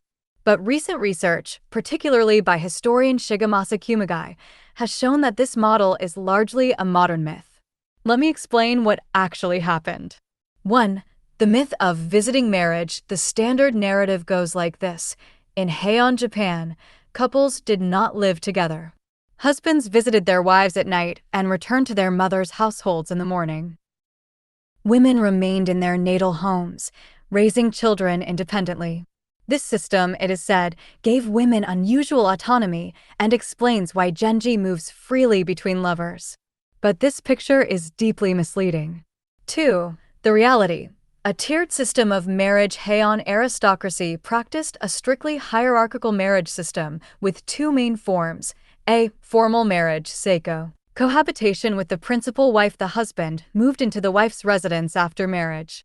This was reserved for the principal wife, chikuso, usually from a high-ranking family.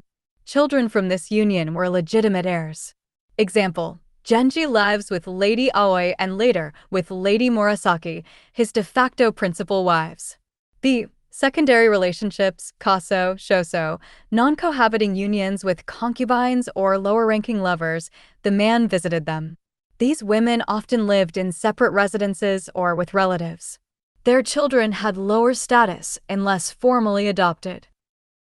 Examples: Genji's relationships with Lady Rokujo, Aburazukyo, or Hanakairu Sato. Crucially, only the principal wife shared a household with her husband. All other relationships were, by definition, secondary and non-cohabiting. So yes, visiting occurred, but not as a universal norm. It was a marker of subordinate status. 3. The literary function of visiting in the Tale of Genji. The visiting motif serves a narrative and emotional purpose, not a sociological one. Consider the famous scene where Genji visits Lady Rokujo. He arrives secretly at night. They exchange poetry. He leaves before dawn. This isn't just realism, it's romantic tension. The secrecy, the risk, the fleeting intimacy all heighten the emotional stakes. But note, when Genji marries Lady Murasaki, he builds her a wing in his own estate and lives with her permanently. She is not visited, she is centered. The contrast is deliberate. Visiting equals passion, instability, danger. Cohabitation equals legitimacy, stability, domesticity. 4. Why the myth persists. The visiting marriage myth emerged in the early 20th century, when scholars like Kiyoshi Inoue sought to portray pre-modern Japan as more feminine or matrifocal than feudal Europe. But this was ideological projection, not historical accuracy. In reality, Heian women of the elite class were highly constrained. They could not initiate divorce easily. Their social mobility depended on male relatives. Their children's futures were tied to paternal recognition. The autonomous woman waiting in her bower is a literary ideal, not a social reality. 5. Implications for reading Genji. Understanding this corrects several misreadings. Genji is not a free lover moving between equals. He is a patriarch managing a hierarchy of women. The waiting woman trope, e.g., Rokujo, Tamakazura, reflects anxiety over abandonment, not romantic independence. The tragedy of these women stems not from love, but from their lack of secure status. When Rokujo's cart is shoved aside in the Oi chapter, it's not just rudeness, it's a public demotion of her social standing. Conclusion: beyond the romanticized past, did visiting marriage exist? Yes, but only as one part of a rigid, patriarchal system that privileged formal cohabitation with the principal wife. The Tale of Genji uses the aesthetics of visiting to explore desire, jealousy, and impermanence. But it does not endorse a utopia of gender equality. Instead, it reveals the fragility of women's positions in a world where love without legal security leads to suffering. And that, perhaps, is its most enduring truth. Thank you.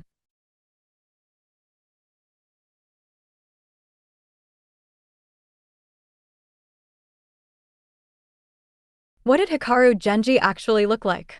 Reconstructing Heian aesthetics beyond modern masculinity. Good afternoon, everyone. In our previous lectures, we've explored the political structure of Genji's world, the mythic dimensions of his character, the realities of Heian marriage, and the psychological depth of the Uji chapters. Today, we turn to a surprisingly complex question: what did Hikaru Genji actually look like?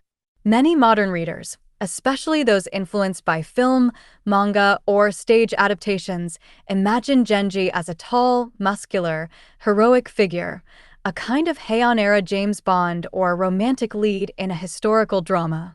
But this image is profoundly anachronistic. The real Genji, as described in the text, embodies a radically different ideal of male beauty, one that would strike many modern viewers as delicate, even androgynous. Let me reconstruct this aesthetic for you. 1. The textual evidence. Fragile elegance. The tale offers several key physical descriptions. His neck is hosoki, slender, almost fragile. His face radiates a soft, inner luminosity, not from health or vigor, but from refined sensitivity. His movements are graceful, his voice gentle, his presence calming. Crucially, there is no mention of muscularity, height, or ruggedness. In fact, such traits would have been considered vulgar in Heian aristocratic circles. As scholar Makoto Ueda notes, the ideal Heian nobleman was not a warrior or athlete, but a connoisseur of poetry, incense, and seasonal nuance, a man whose power lay in taste, not force. 2.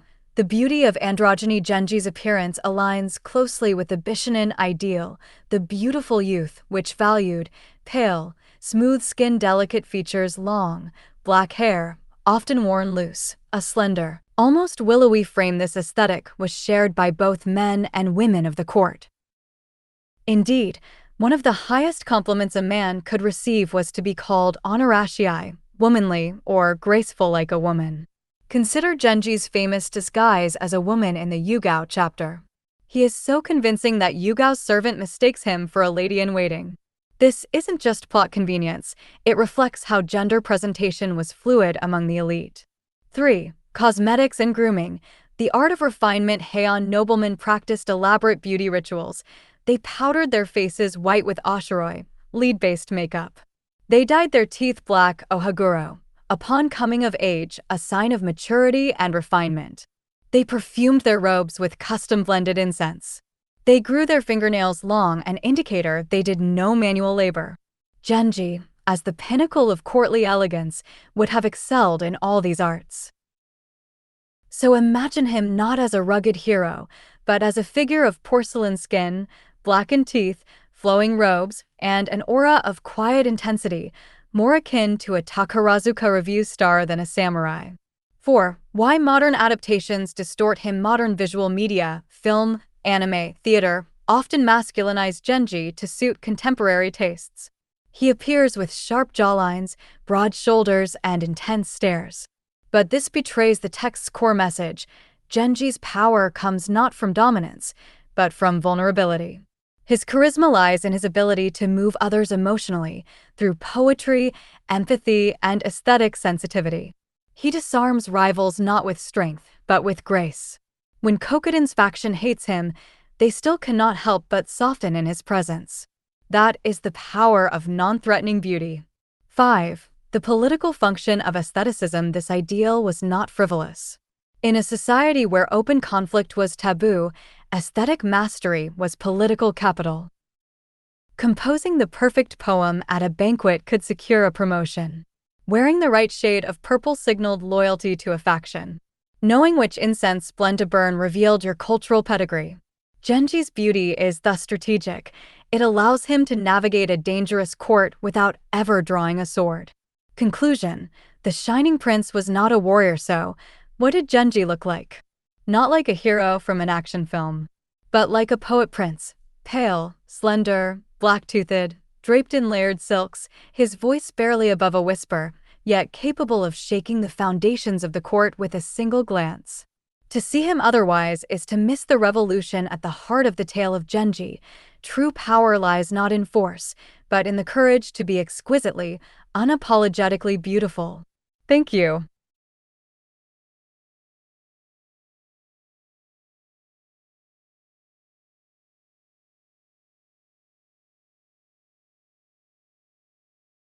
Why modern translations of the Tale of Genji often feel flat. The loss of grammatical nuance in classical Japanese. Good afternoon, everyone. In our previous lectures, we've explored the political, mythic, psychological, and aesthetic dimensions of the Tale of Genji. Today, we confront a practical but profound issue that affects every modern reader. Why does the Tale of Genji often feel less compelling, less alive in modern Japanese or English translation than in the original classical text? The answer lies not in the translator's skill, but in the structural limitations of modern languages, especially their impoverished grammatical systems compared to classical Japanese. Let me explain. 1. The richness of classical Japanese verbal forms. Classical Japanese, particularly the Heian-era literary language used by Murasaki Shikibu, possesses an extraordinary range of verbal endings that convey subtle shades of mood, aspect, and modality. Consider just a few examples from the verb miru, to see Mikari. I saw it with a tone of nostalgic recollection Mikimu. He probably saw it conjecture about the past me sure. I saw it emphatic personal experience Mitama. His Majesty deigned to see honorific form Misasatamo. His Majesty allowed someone to see causative honorific each ending carries emotional, social, and temporal nuance that cannot be fully rendered in modern Japanese or English, which rely heavily on auxiliary verbs like ta, are you, or did, have, might. 2. The collapse of narrative voice. This grammatical richness directly shapes narrative perspective. In the original, shifts between free indirect discourse, reported speech, and omniscient narration are signaled by verb endings alone, without quotation marks or explicit tags. For example, when Rokujo feels humiliated during the cart incident, the text uses mono emo mizu, could see nothing, a plain, intimate form that merges narrator and character. A modern translation might say, she couldn't see anything, losing the psychological immediacy. Worse, many translations impose a single, consistent narrative voice, usually a neutral third person, whereas the original constantly shifts between gossip, they say, inner monologue, how unbearable this is. Official record, it was decreed that this polyphony, the sense of multiple voices weaving through the tale, is flattened into uniform prose. 3. The problem of honorifics. Classical Japanese's kigo, honorific language, system is far more intricate than modern usage. Verb forms instantly reveal the speaker's rank, the listener's status, the subject's position in the social hierarchy. When the narrator describes Lady Fujitsubo without honorifics, but uses them for kokoden, we immediately understand their relative standings. But modern translations often omit these distinctions or render them awkwardly, Lady So-and-so said, stripping away a key layer of social meaning. 4. Why readable translations fail. Many translators prioritize accessibility over fidelity. They simplify sentence structure, add explanatory phrases, and replace poetic ambiguity with clear causality. But Genji thrives on ambiguity. Consider this famous line, aware to omokoto zo naku narikaru. A literal rendering, it has come to pass that there is no longer anything to feel aware, poignant beauty, about. A modern translation might say, he felt nothing anymore. The first preserves the philosophical weight, the idea that emotional capacity itself has vanished. The second reduces it to mere sadness. In striving to make the text easy, translators often erase its meditative depth. 5. The reader's responsibility. Does this mean we should abandon translations? No, but we must read them critically. The best approach is to use modern translations as gateways, not final destinations. Consult annotated editions that explain grammatical nuances. Learn even basic classical Japanese to appreciate the original texture. As scholar Shunpei Yamamoto once said, you don't need to master Genji to love it, but you must respect its distance. Conclusion: the untranslatable heart. So why do modern translations often feel flat? Because classical Japanese is not just a language, it's a worldview encoded in grammar. Its verb endings carry time, emotion, and hierarchy in ways modern syntax cannot replicate. To lose them is to lose the very breath of the tale. This doesn't mean Genji is unreadable today.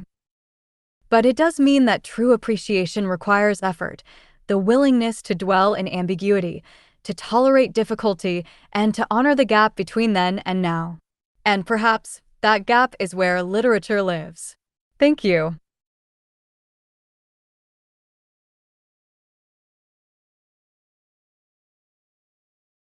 Can there be misreading in literary interpretation?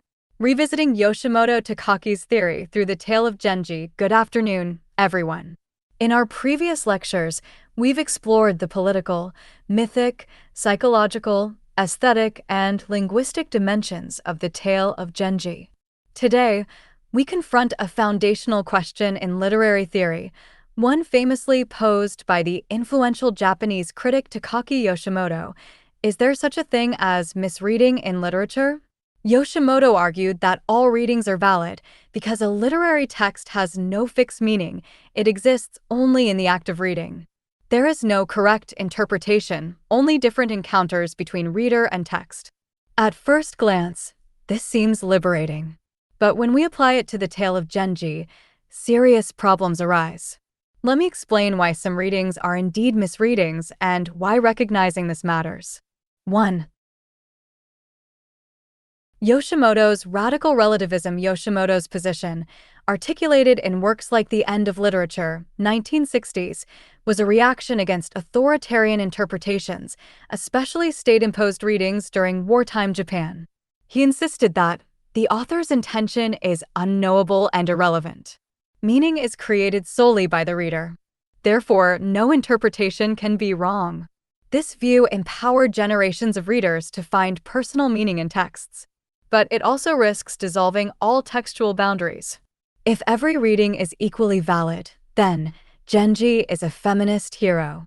Genji is a toxic seducer. Genji is an alien from another planet. All are true and thus none are meaningful. 2. The case of the Yugao chapter.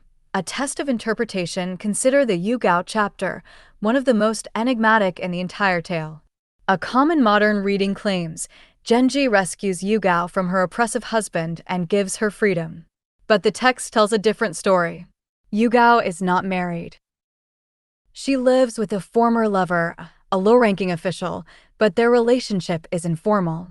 When Genji sees her, he is captivated by her resemblance to Lady Rokujo. He abducts her at night, takes her to a secluded villa, and keeps her hidden. She dies shortly after, terrified, isolated, and spiritually haunted. There is no rescue. There is possession. To call this liberation is not just optimistic, it is a distortion of the narrative. 3. The tripartite narrative structure. Here's where close reading matters. Scholar Kazuhiko Yoshida has shown that the Yugao chapter operates through 3 distinct narrative voices: Yugao's perspective, fear, confusion, spiritual dread. The narrator's voice, detached, observational, subtly critical. Genji's internal monologue, romantic idealization, self-justification. These voices contradict each other. Genji sees himself as a savior. The narrator shows us a woman driven to death by his obsession. A responsible reading must hold these tensions together, not flatten them into a single, comforting message. Yoshimoto's model, however, allows readers to select only the voice they prefer, usually Genji's, and ignore the rest.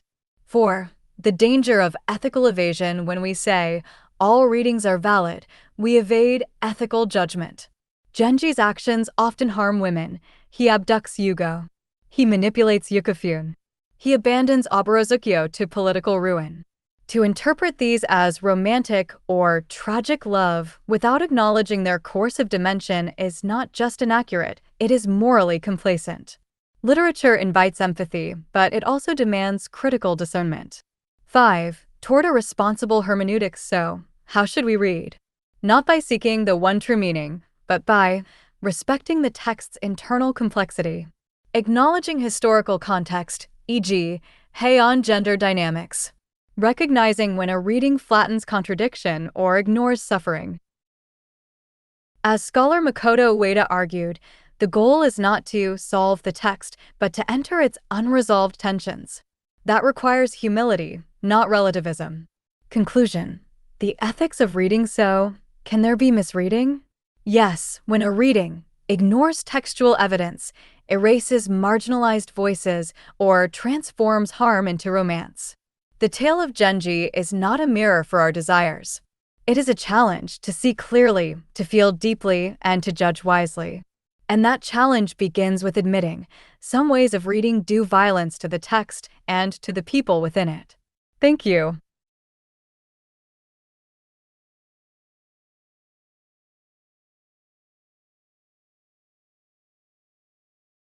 How did Murasaki Shikibu and Sei Shonagon use local legends?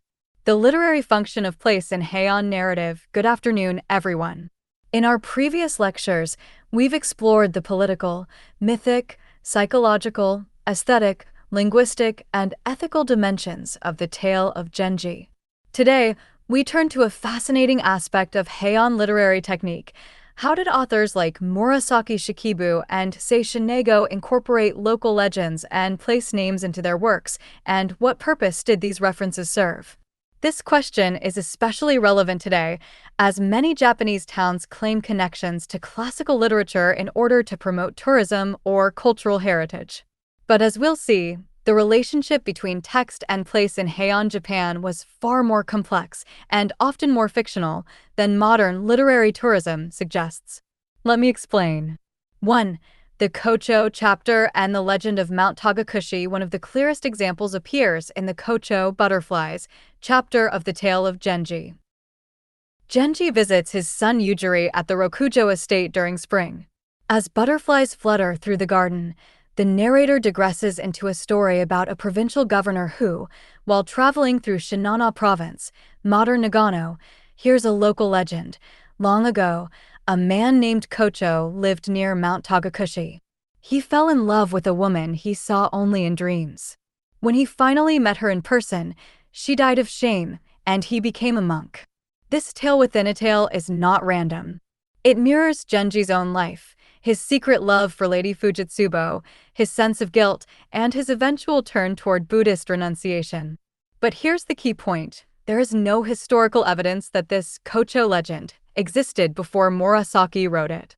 Scholars like Tsuneyoshi Kumagai argue that Murasaki invented or heavily adapted the story, using the exoticism of a distant province to lend it authenticity. Mount Tagakushi, a real place associated with ascetic shugendo practice, provided a suitably mysterious backdrop. In other words, the legend serves the narrative, not the other way around. 2. Sei Shonagon and the Tanome no Sado puzzle. Now consider Sei Shonagon's pillow book. In one famous passage, she lists poetic place names, Yudamakura, places that are charmingly evocative, Tanome no Sado, Suma, Akashi. Many assume Tanome no Sado refers to a specific village. In fact, several towns in Japan now claim to be the real Tanome no Sado. But here's the truth. Tanome no Sado likely never existed as a real place. The phrase comes from a poem in the Kokinshu, "If only I could stay / in Tanome no Sado / but duty calls me home." Tanome probably derives from tanomi, meaning rice shoots, a poetic symbol of early summer. Tanome no Sado thus means something like the hamlet of young rice plants, a generic pastoral image, not a geographic location. Sei Shonagon wasn't listing real places. She was curating a poetic mood. 3. The function of Yudamakura, evocation over accuracy. Both authors used place names as literary devices, not documentary references. In Heian aesthetics, certain locations, Suma, Yoshino, Uji, carried dense layers of poetic association. Mentioning them instantly evoked seasonal imagery, historical allusions, emotional tones, melancholy, longing, transience. Murasaki and Sei didn't need these places to be real in a cartographic sense. They needed them to be resonant. This is why modern attempts to locate every reference often miss the point. The power of Yudamakura lies in its ambiguity, not its GPS coordinates. 4. The modern myth of literary tourism. Today, towns across Japan erect monuments claiming, "Genji visited here," or, "This is where Sei Shonagon wrote her diary." But these claims are almost always retroactive projections, attempts to anchor floating signifiers to fixed locations. There's nothing wrong with celebrating local culture, but we should recognize that Heian authors were not travel writers. They were mythmakers, using geography as a canvas for emotional and philosophical exploration. Conclusion: place as poetic space. So, how did Murasaki and Sei use local legends? Not as historians, but as artists. They borrowed, invented, and transformed place names to serve larger themes: impermanence, desire, exile, memory. Their landscapes are psychological, not topographical. And perhaps that's the greatest lesson. The most powerful places in literature are not on any map. They exist in the space between word and feeling. Thank you.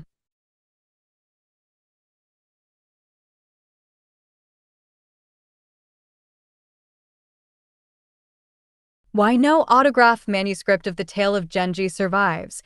the material culture of Heian literature. Good afternoon, everyone.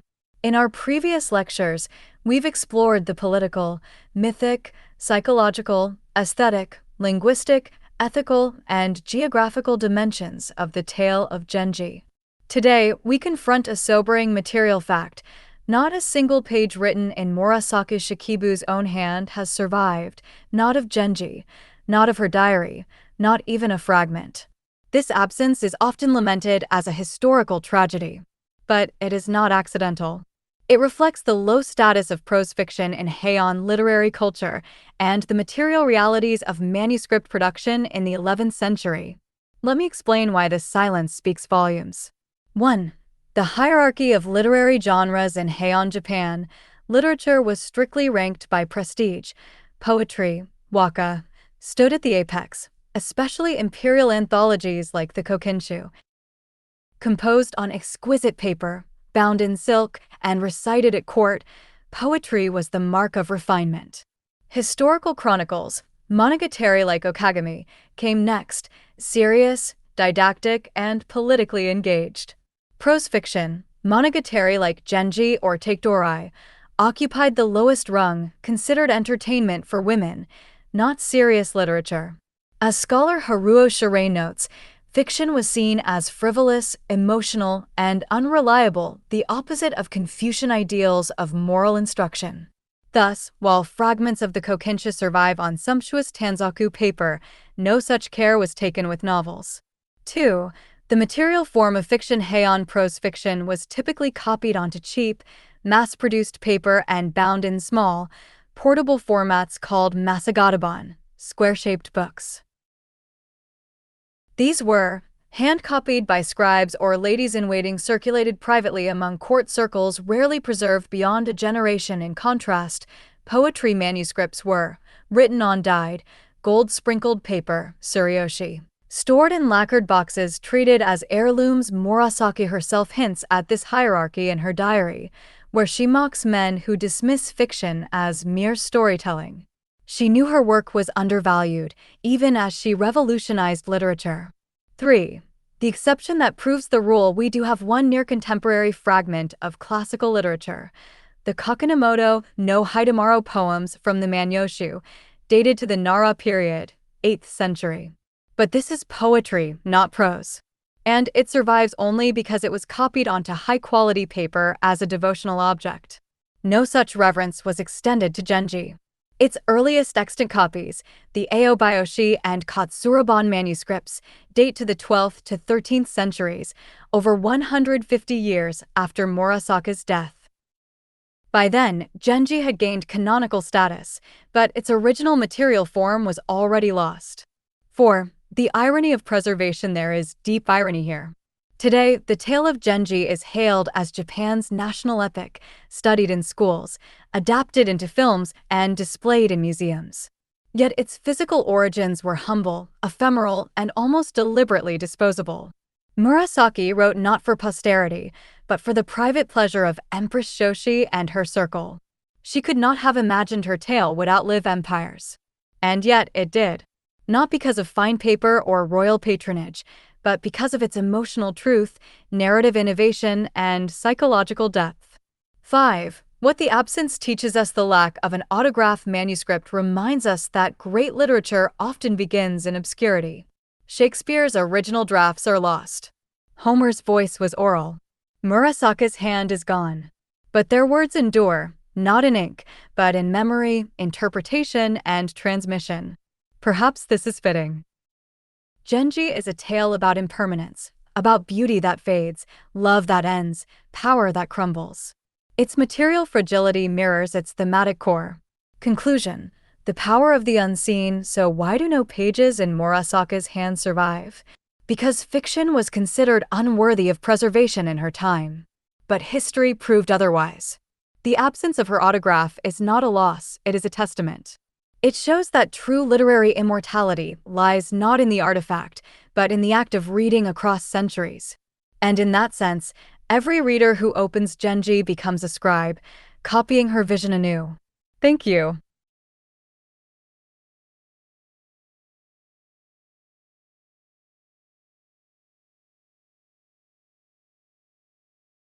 Beyond classification, the story type approach as creative misreading in the Tale of Genji. Good afternoon, everyone. In our previous lectures, we've explored the political, mythic, psychological, aesthetic, linguistic, ethical, geographical, and material dimensions of the Tale of Genji. Today, we turn to a methodological question that shapes how scholars interpret not just Genji, but world literature as a whole. Can we classify narratives into fixed story types, and if so, does this help or hinder understanding?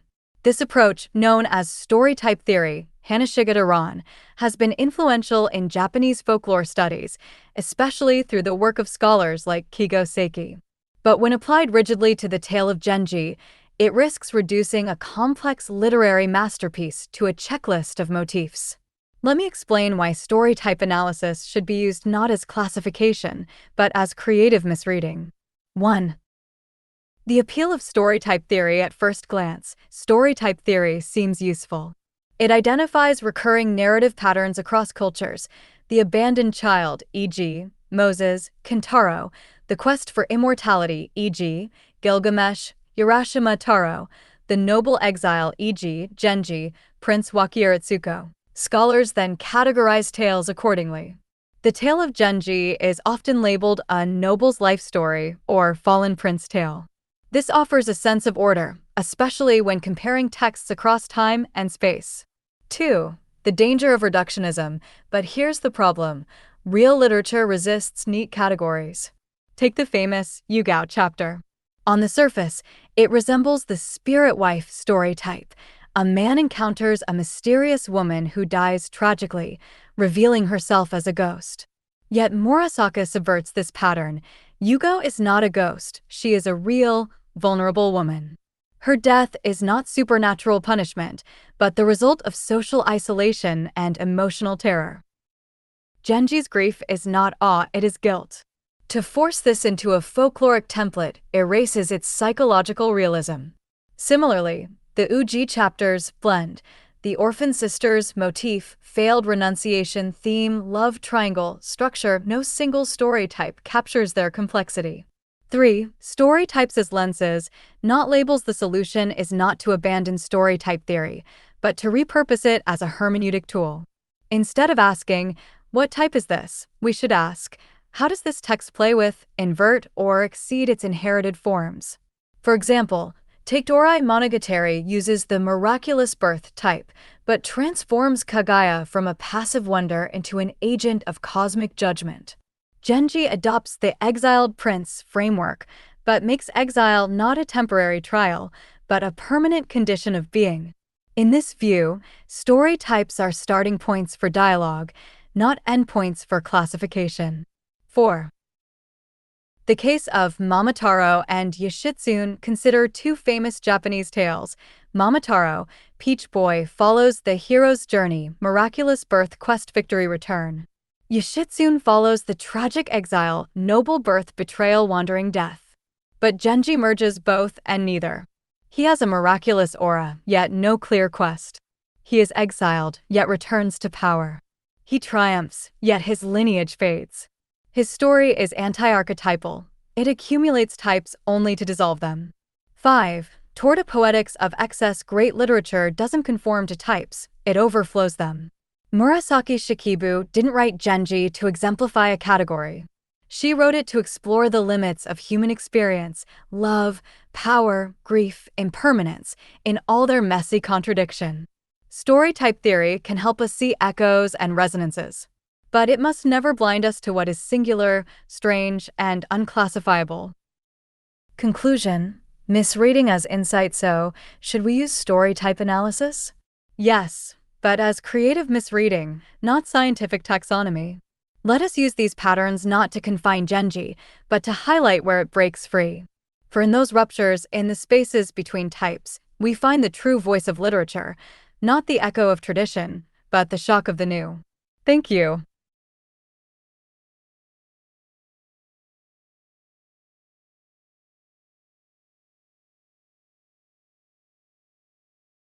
How the Tale of Genji transcends story types. The interplay of noble exile, trials and triumphs, and vengeful spirit narratives. Good afternoon, everyone. In our last lecture, we examined how rigid story type classification can flatten the complexity of the Tale of Genji. Today, we go further. Rather than fitting the tale into a single narrative mold, I argue that its genius lies in the dynamic interplay of multiple, even contradictory, story types, specifically, the noble exile, Kazoku Ryuri-tan, the trial and triumph hero, Shurin Kokufukugata, the vengeful spirit, Onryo Mono. These three archetypes do not merely coexist in Genji, they collide, merge, and transform one another, creating a narrative depth unmatched in world literature. Let me demonstrate. 1. The noble exile, Genji's foundational identity from birth. Genji embodies the noble exile archetype. Born of imperial blood, but demoted to commoner status, denied the throne despite his charisma and talent, forced to seek influence through indirect means. This pattern echoes earlier Japanese tales like Utsubo Monogatari, the tale of the hollow tree, where a prince survives assassination, wanders in disguise, and eventually restores his lineage. But Genji subverts this model. Unlike traditional exiles who return in glory, Genji never truly returns. His power is always shadowy, provisional, and haunted by illegitimacy. His exile is not spatial, it is ontological. He is a king without a crown, a father without acknowledgement, a lover without permanence. 2. The trial and triumph hero, the illusion of mastery at first glance. Genji also fits the trial and triumph model, overcomes political rivals, e.g. the right minister, survives exile in Suma through divine favor, builds the Rokujo estate as a symbol of restored order, sees his bloodline ascend through Empress Akashi, yet this triumph is deeply unstable. Unlike Momotaro or Yoshitsune, Genji's victories bring no peace. Each success sows new suffering. His affair with Fujitsubo produces an emperor, but also lifelong guilt. His rescue of Tamakazura leads to her emotional paralysis. His mentorship of Kaoru results in spiritual confusion. The triumph is revealed as a series of beautiful traps, each more gilded than the last, but all leading to the same end, impermanence. 3. The vengeful spirit, the return of the repressed. Most radically, Genji incorporates the vengeful spirit Onryo narrative, not as a side plot, but as its psychological core. Lady Rokujo Esakirio, living ghost, that kills Aoi no Yui is not supernatural fantasy. It is the materialization of repressed female rage in a patriarchal system. But the vengeful spirit does not stop with Rokujo. Consider Yukifune's attempted suicide, a silent rebellion against being traded between Kaoru and Night.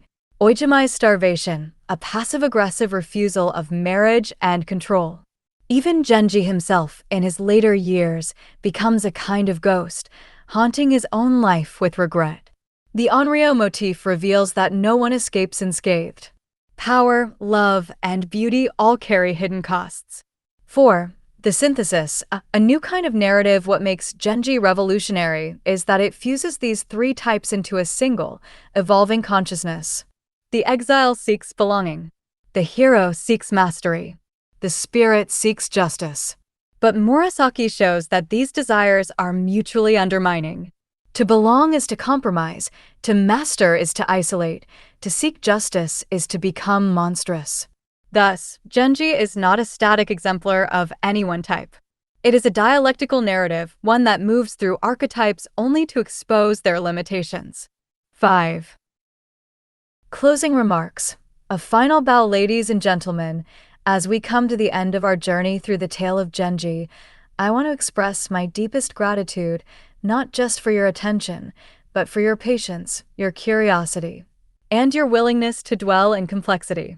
Over these 28 lectures, we have walked alongside Hikaru Genji, from the perfumed corridors of the Imperial Palace to the roaring riverbanks of Uji, from the heights of quasi-imperial power to the quiet despair of unspoken grief. We have questioned myths, unpacked grammar, reimagined history, and listened, again and again, to the silences between the words. But more than that, we have practiced a rare art in our age, the art of slow reading. In a world that demands instant answers, you chose to linger with ambiguity. In a culture that prizes certainty, you embraced uncertainty. And in doing so, you honored not only Murasaki Shikibu's genius, but the very spirit of humanistic inquiry. The tale of Genji was never meant to be solved. It was meant to be lived with across seasons, across lifetimes, across centuries. And today, as much as 1,000 years ago, it asks us the same question. Will you look closely? Will you listen deeply? Will you feel without flinching? You have done all three. For that, I thank you. May Genji's light, fragile, fleeting, yet unforgettable, continue to shine in your imagination long after these lectures end. With sincere appreciation, arigato gozaimashita.